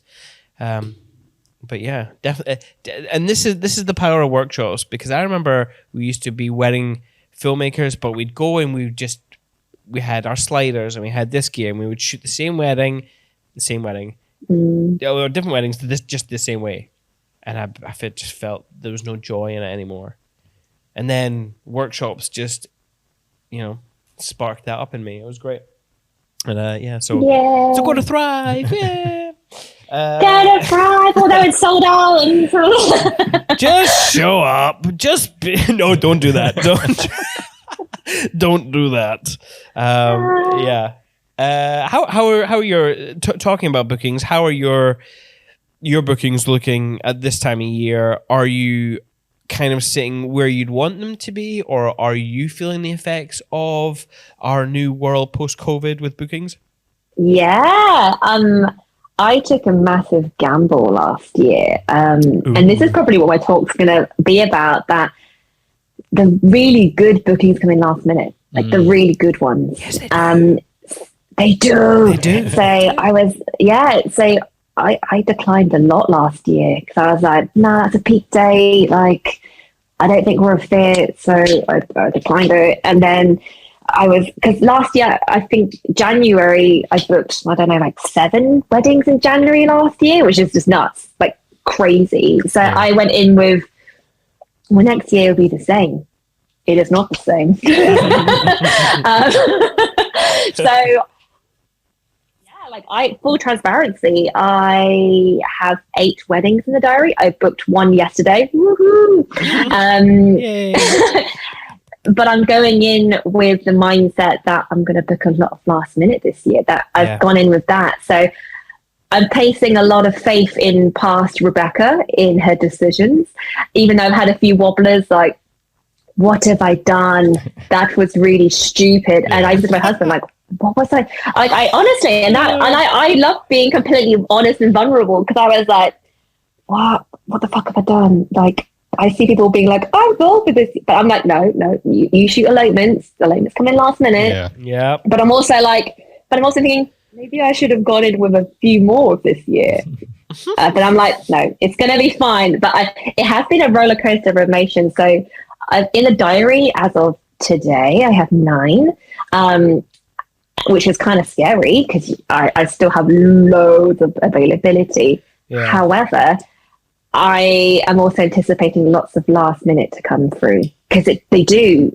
Some of my favorite weddings last year came through 4 months before I shot it, a month before. Like, it honestly, and they have paid my new price, my price increase. So I'm putting my faith in past Rebecca's decisions, although current Rebecca did have a wobbler the other day, thinking, oh my God, like, what have I done? But then I got booked and I'm like, oh, okay. See, it's all right. It all works out in the end. It all works out. Yeah. But that's the joy of being a self-employed wedding photographer, wedding professional. But the landscape for this year, like, it is different. I think people are booking things last minute, and they really, really are. And especially, like, I always learned from a wedding planner. She took some really good advice. She's like, don't book at your diary 2 years in advance. Don't book too much, because weddings who have a higher budget will book you last minute because they can afford to get married within the year, less. And for me, I really wanted to break into luxury weddings. So I was like, okay, I'm going to do this. It's really scary. I have no money, like no deposits. Let's go. But it is a gamble.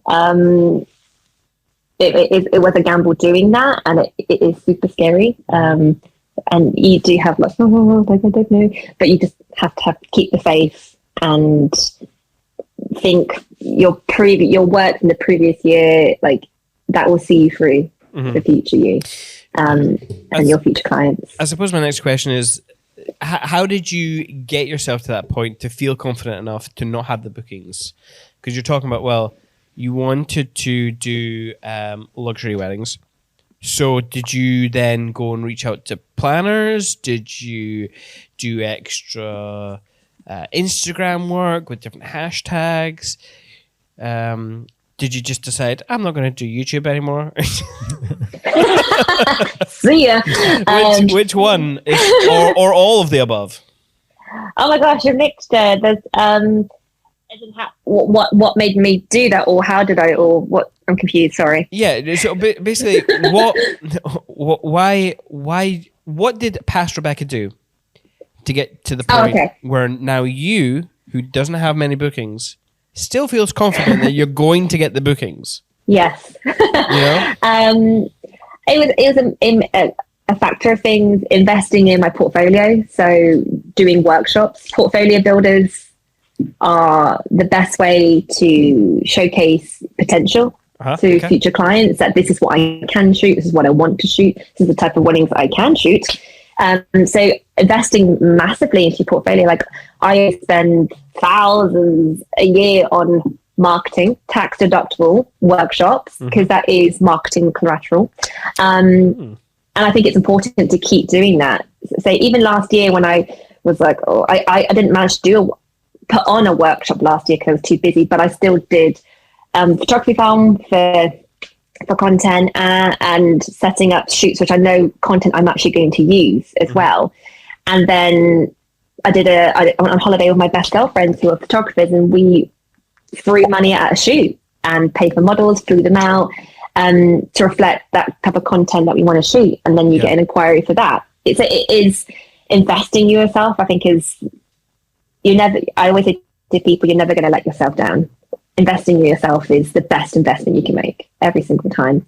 Yeah. So I'm a firm believer in investing in content, because content always pays. The return on investment always comes back. So I am pro workshops, pro content builder, portfolio builders. I love them. They're great. If you're stuck in a rut, they're the best way to bring you out of that. And then that naturally then attracts that type of clients, wedding planners, that sort of thing, and that type of market. If there's a market you want to break into, you've got to show that you can shoot for that market. That's what I would say. Yes, 100%. Well, so when we were talking to Ryan Muirhead, he was talking about expectations, and how expectations was a killer for him. So since we're talking about mindset, I do want to talk about like pricing versus mindset. He said, hang on, I'm going to quote him. When someone's paying you, you need to be that much worth of a photographer. I butchered that a little bit. So if you charge, $5,000, you need to be $5,000 worth in value, right? But I think as wedding suppliers, we tend to underestimate our value more so. Than, every time. So what's your thoughts with that? How come we stop doing that? I think I always say to people, well, where is your value? What's your value? For example, say for me, I say my value is the experience I will bring to their wedding day, from when they're booking, being in touch with them, with its WhatsApp or voice notes, guiding them, helping them, advising them, to being there every step of the way. So I show value in me and what I bring. So it's not just the final product. So yes, they get this beautiful gallery, they get prints, they get, an album, all those sorts of things. Yes, that's obviously physical value, but for me, a lot of the value can come in various things. It can be emotional, it can be experience, it can be knowledge. And it's always, people always say, well, I don't know if I'm worth that much. I don't know if I can charge it. It's whatever is what it's worth to that couple, if that makes sense. Yes. And some couples will say, some couples won't even question the worth because they know how do I explain this? It's what it's worth to them, if that makes sense. Yeah, yes, absolutely. because they are invested in you as a person. And a mistake we do make is we undersell ourselves. We think, well, I'm not going to put my price up because no one's going to pay that. You're always going to be too expensive for somebody. You're always going to be. That's just how it goes. Yes. But there is a photographer for every couple. Some couples will say, look, this is the budget for this. We want to spend all the money on that. We want the experience of this. We want the art. We want your art. We want your eye. And yeah, are you going to remember every single couple that goes to you? No. So don't take it personally. It could be as simple as you weren't within their budget. You weren't a fit personality wise. That's not what they're looking for. Some people, it's just a price shopping thing. It's gonna be whatever it's worth to that couple. Yeah. Yes. Yeah. Is what I would say. Like if somebody spent the majority of their budget on a chocolate fountain because that's what they value over, Yeah. oh, I can't afford you as a photographer. I need to go for someone cheaper because I've put my budget there. It's like, okay, that's what they valued. They valued that over exactly the photos. Yeah, and that's what it's worth to them. Yeah. So I say to people, just don't take it to heart. We do, because we're just, it's usually just us and our business, and you are everything within that business. So you do take it personally. But I say to people, like, you're not going to please everybody. You're not meant to book every inquiry that lands in your inbox. You're not meant to. And then the ones who are your photography soulmates, it is like falling in love. They know you're the one, and they value you, and they're invested in you, and you're worth X amount to them. Yeah. Is what I would say. Yeah. Like Simon said, he never got a wedding film when he got married. So because of that, whenever a couple replies to us and says, sorry, like not within our budget, we're maybe not going to go with a film, I'm always replying saying, please try and find whatever budget you can to get something, because Simon knows how much he regretted not getting one. So it's like, obviously we're not for you, so that's fine. Yeah, just totally fine. Try and get something if you can. Yes. And I'm the same with video as well. I'm like, have you got a videographer? No. I'll be like, you're going to regret it. I was like, get a videographer. Really? Do I need one? Yes. And I literally just like, look, just do it. Just get some form of video, because you won't regret it. It's hard as well, not coming off as salesy when you say that. Like as a filmmaker, I used to do that all the time at wedding fairs. I'm like, when we used to do wedding fairs, when people came up to me, it was like, I was like, please get a wedding video. And then then I would always tell the tale of how my wife lets me know every anniversary that we don't have a wedding film, and that she hates me when she sees me working on amazing wedding films. And I'm like, I'm so sorry. Don't divorce me. I love you. Get a vow renewal. Do it. We will. Anniversary. We will do. We were supposed to do that at 10 years, but then COVID hit, and then. Oh man. Just do it. Yeah. Just, you know what? Just do it. Make some time for you. This is podcast aside. Honestly, life's too short.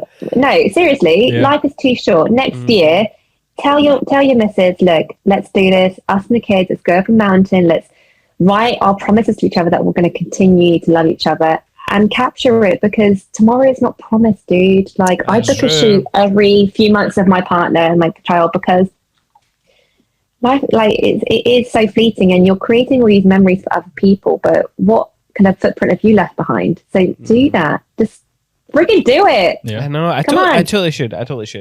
But it's our 40th this year, so we're not allowed to do anything else. We're not allowed to do anything else that's not celebrating her birthday. So even though my children, they don't have birthdays this year. So vow just is not allowed to 40th. overshadow the 40th. Yes, so vow renewal will probably be next year. But Promise me you will next year. I will promise you. I will promise you right now. And my wife, even though she doesn't watch this podcast, that I will. I will sort something out. Yeah. I mean, gonna do next year. So it's not totally like, so we're going to Sky in May or March. I can't remember which one. And I've booked one of my favorite photographers, Andrew Ray, just for like an hour or two. We're going to go to a location and just get a shot. And of course, I told her about this, and she was like, right, I need to get a dress. How much do we have for a dress? That's my girl. Oh my god! Right, okay. What How much do you have for a dress? what beast I have I love that. created? But yeah. So back I to the can't wait to Thrive see. So Oh yeah, sorry. we've touched on mindset and stuff, but Thrive's not all about the talks. There's also shoot sessions. So You said that so easily. Shoot session. So what can people expect from a shoot session with Rebecca Carpenter? Well, what's really exciting, and sorry, they're sold out, my ones, which is amazing. I know. But if it was me, like I would book onto the other shoots with other photographers. Like 100%. Full disclosure, Lily Red is my idol. Like that is honestly, like when I first started photography, I was like, I want to be the English version of her. Like that is who I like. She for me is gold. And when I got to meet her last year at a conference we were both speaking at, I was like, look, I'm not even going to be cool, Lily. I love you.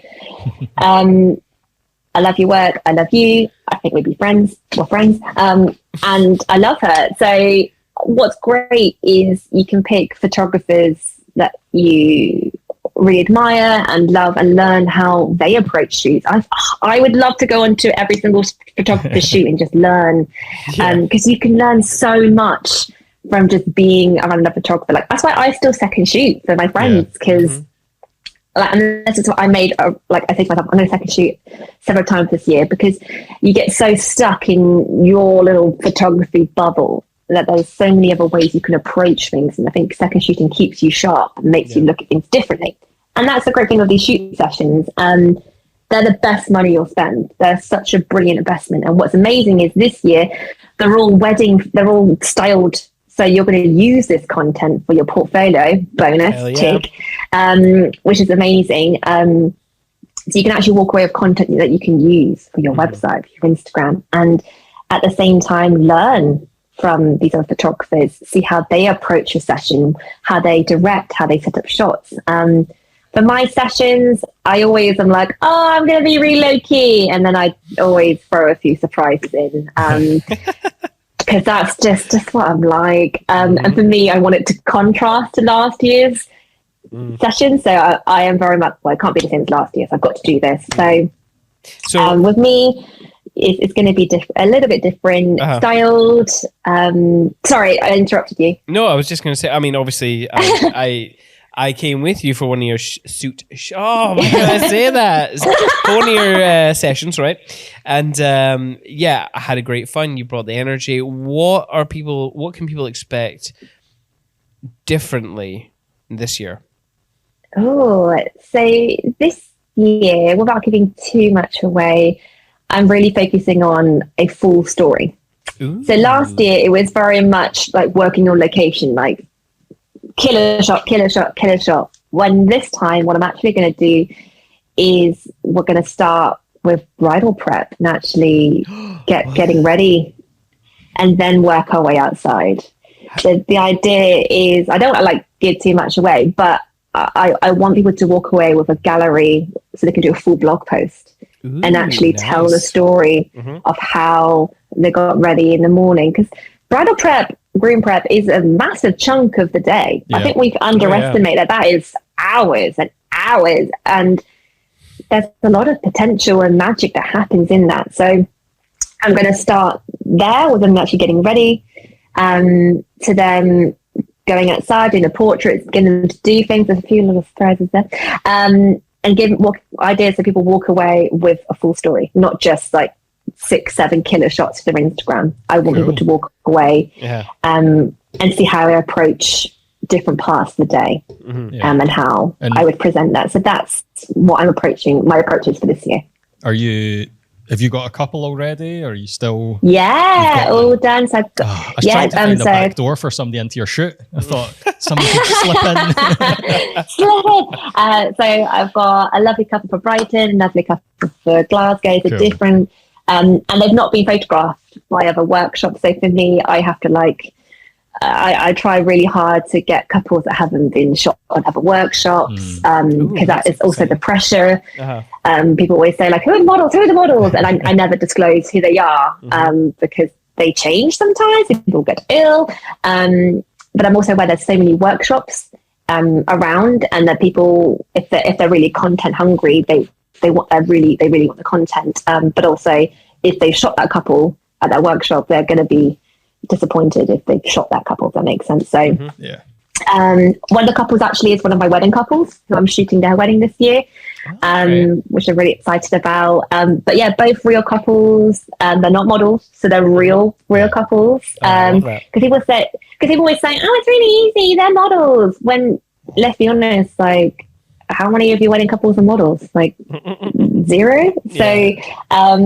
So is the this real couples? Is this instead of you doing a free engagement shoot? Is this kind of how you've wrangled them in?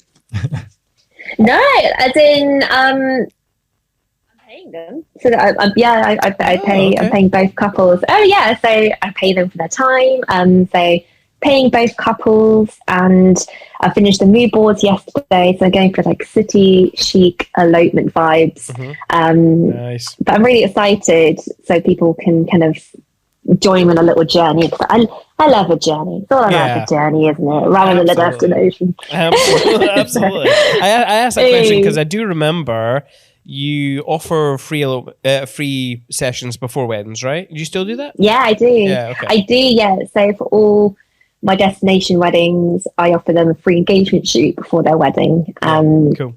And that's the best way to get to know your couple and explore another location in the destination, and they can wear another outfit, which they like to do, and it's a really good warm up for the big day. Very and it's also really good for rainy day contingency. So if the wedding day rains, at least they got some nice photographs before, which aren't raining. Yes, indeed. Yeah. I had a question. Oh yes. So if you're going to Rebecca's shoot, bring a can of Coke Zero, and you will be her best friend. That is factually accurate. Get extra brownie points. It's true. I had to ask Neil, bless him, Neil Thomas Douglas, like hooked me up last year because I just wasn't prepared with my cans. Because it has to be a can. It has to be a can, yeah. No bottles. And Neil, bless him, brought me a can. Because I was staying in a hotel and they didn't have it in the hotel room, and I was like, oh my god, this is a disaster. Sorry, sidetrack. All good. He's another Coke Zero lover, isn't he? Who? Neil. He's. I think so. Oh yeah, Neil That's is. his article of choice, isn't it? Yeah. In fact, well, so we in my family we used to get the big pack of cans. Was it 36 in a thingy? And they were just drank every day, and it just got to a stage where it was like, this is disgusting. How much Coke I was consuming. It's bad. So yeah, Just be careful out there, kids. Coke's dangerous. Stay safe. Drink more water. In fact, hang on. Here's another thing, right? So I was telling Greg about this. So apparently, this is what I learned on the retreat. Tom Hanks apparently has a favorite drink, and it's called cocaine. It is Coke and champagne mixed together, and I don't know how I feel about this. I don't know. Oh, I need to try it. I don't know how. I haven't tried it, but I think on the podcast we Should try it. Should we do it at farm together? I feel like we should. Let's all do cocaine. Let's all do cocaine at farm. I don't know if Lisa's gonna have notes for this recording. Sorry. I mean, the name isn't great. Full disclosure, we're not saying do drugs, kids. No. No. I've got a brand to protect. What are you doing to me? Sorry about that. So I think so. Is there? I don't want to ask any more questions about your talk because I feel like let's just leave it. It's just have a little bit of mystery. Be a little bit of a mystery for the people who have booked tickets. Absolutely. So, do you have any book recommendations for people who are? I think last year when we asked this, was it not like kids' books that we talked about? Yeah, maybe. so I suppose if you haven't been a patron of our content, that this is one of the questions that we like to ask in this section, and I always feel it's quite nice. You can get some people running to their bookshelves, bringing out hordes of books and just showing them. Other people are like, I don't read. Even though, is it reading for photography books? I'm not sure. Maybe. I mean, a picture just says I do a bit of both words. of audio books and books.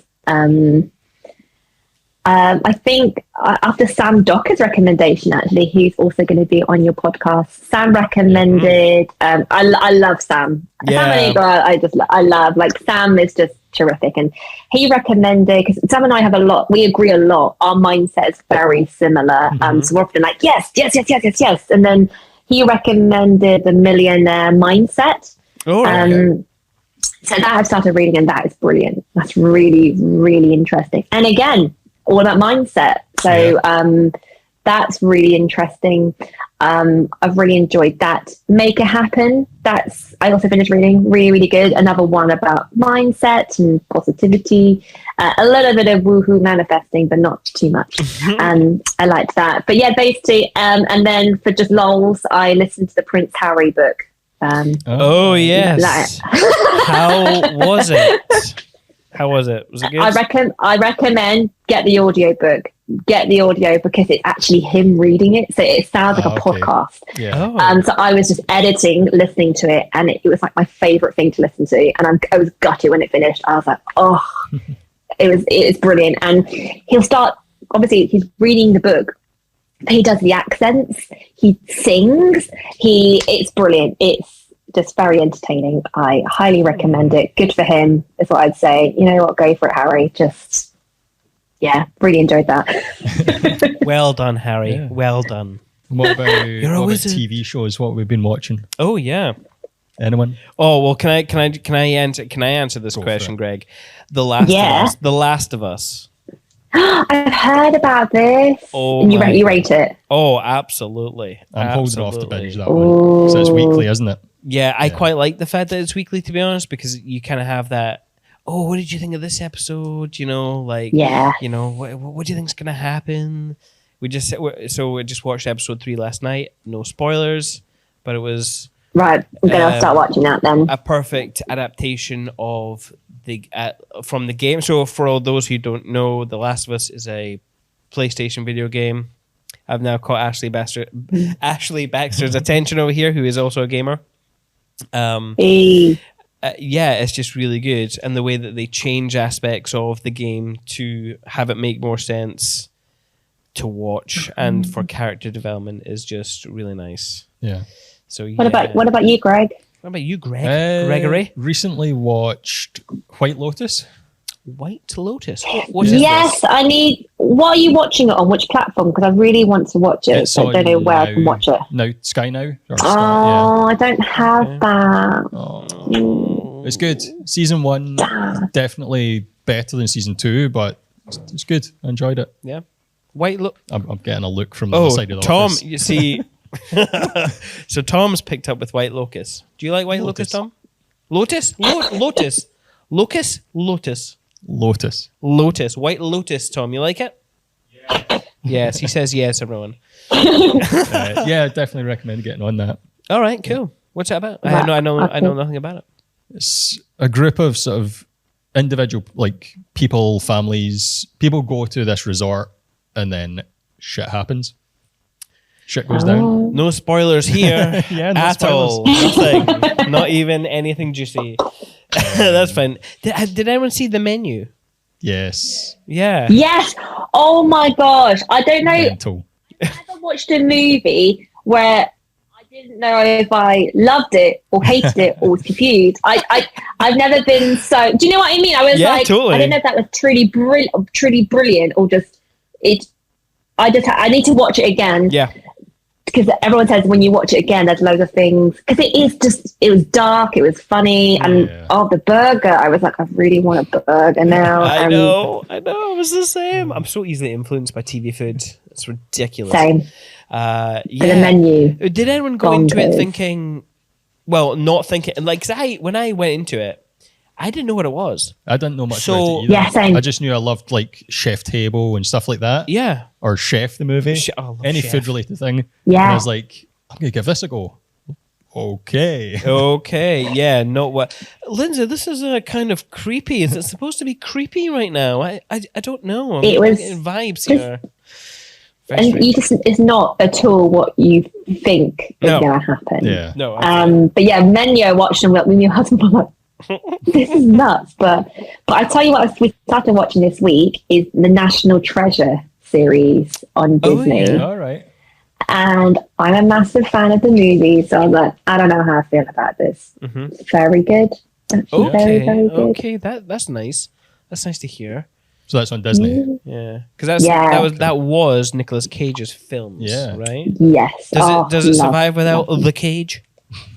It does actually, because they brought in like a bunch of youngsters. It's very millennial and they're just teenagers or whatever, and they're all doing it. And then Riley does rock up, which is nice because I love Riley for the movies. But no Nicolas Cage, but there still has the formula of National Treasure where the clues are like a bit ridiculous, and then they're like, we're gonna do this and we're gonna break into Graceland, and it's like, yeah, it's great. It's all the classic National Treasure formula that you love. Yeah. It works. It's different. Kind of like, Jumanji, the new reboot, they did the same but different. But had a nod to Yeah, they very much took the series and they just built on it in a totally different direction, which is good for them. Good for them. Yeah. Yeah, man. Gosh, some good stuff. I want to know what everyone else is watching and listening to. So if you send us an Instagram or comment on the YouTube. Comments, yeah. That's right. Comment on the YouTube. Cool. Well, that's us. That's us, Rebecca. That's your shift over, pal. Thanks so much for having me. I've loved it, and I can actually see you this time. And you can see us. We're not potatoes. Yay. It's amazing. I'm pretty sure you got a fright the first time you saw me at Thrive. You're like, oh God, you're way too HD right now. Is that you? Is that you? Yeah, looking forward to meeting up in person. Should be good. Yes, indeed. All right, let's get. I gotta get my old eyes out. Yeah. Good transition into the outro there, Simon. Oh yeah, I forget we have audio listeners, and they're not going to know what the hell is going on. Yeah, because we're not cutting anything out. We're doing it live, and as it is, essentially live. Like, there's no audience live. Yeah. Well, there is an audience here, isn't there, guys? God, look at them all. Yes, we hoped you enjoyed. No. See, I'm even getting the outro wrong. Let's do our socials. Where can people find you, Rebecca? You can find me on Instagram at Rebecca Carpenter Photography, or you can find my education account where you can learn things at the Arty Education. Occasionally on YouTube, Rebecca Carpenter, as you quite rightfully pointed out. YouTube, TikTok, and that's how you can find me, or at Photography from 2023. Yes, awesomes. And people can find us at cinematefilms.co.uk on Instagram, Facebook, TikTok, wherever you get your podcasts. And if you want to look us up on YouTube, it's at Perspective by Cinemate, which is awesome. However, this episode has been brought to you by Photography Farm in anticipation of Thrive 2023, which is happening the 20th to the 21st of March in Brighton and the 23rd and the 24th March in Glasgow. 6 incredible speakers. Shoot session. For God's sake, why am I having some trouble with this? Shoot chef. You know what? You get to shoot with people who are your heroes and see them in action. I will practice that so I get it better for the next podcast. You get lunch and snacks provided. It's held in some pretty cool locations, some pretty cool boutique hotels. You get a killer goodie bag and a chance to hang out with your industry peers for 2 whole days. 2 whole days, or 4 if you're going to tour. I think more people should be doing the tour. Not this time. Not for us here yet, but maybe next year for the tour. Yeah. We'll do the tour. We hope you do love this episode, and if you did, hit that subscribe button on YouTube at Perspective by Cinemate, or wherever you get your podcasts. We hope to see you there. However. No, I say however. You say. Oh, in the meantime. We've been doing this for 3 years. It's so long since we last recorded. Jesus Christ. Enjoy your thrive.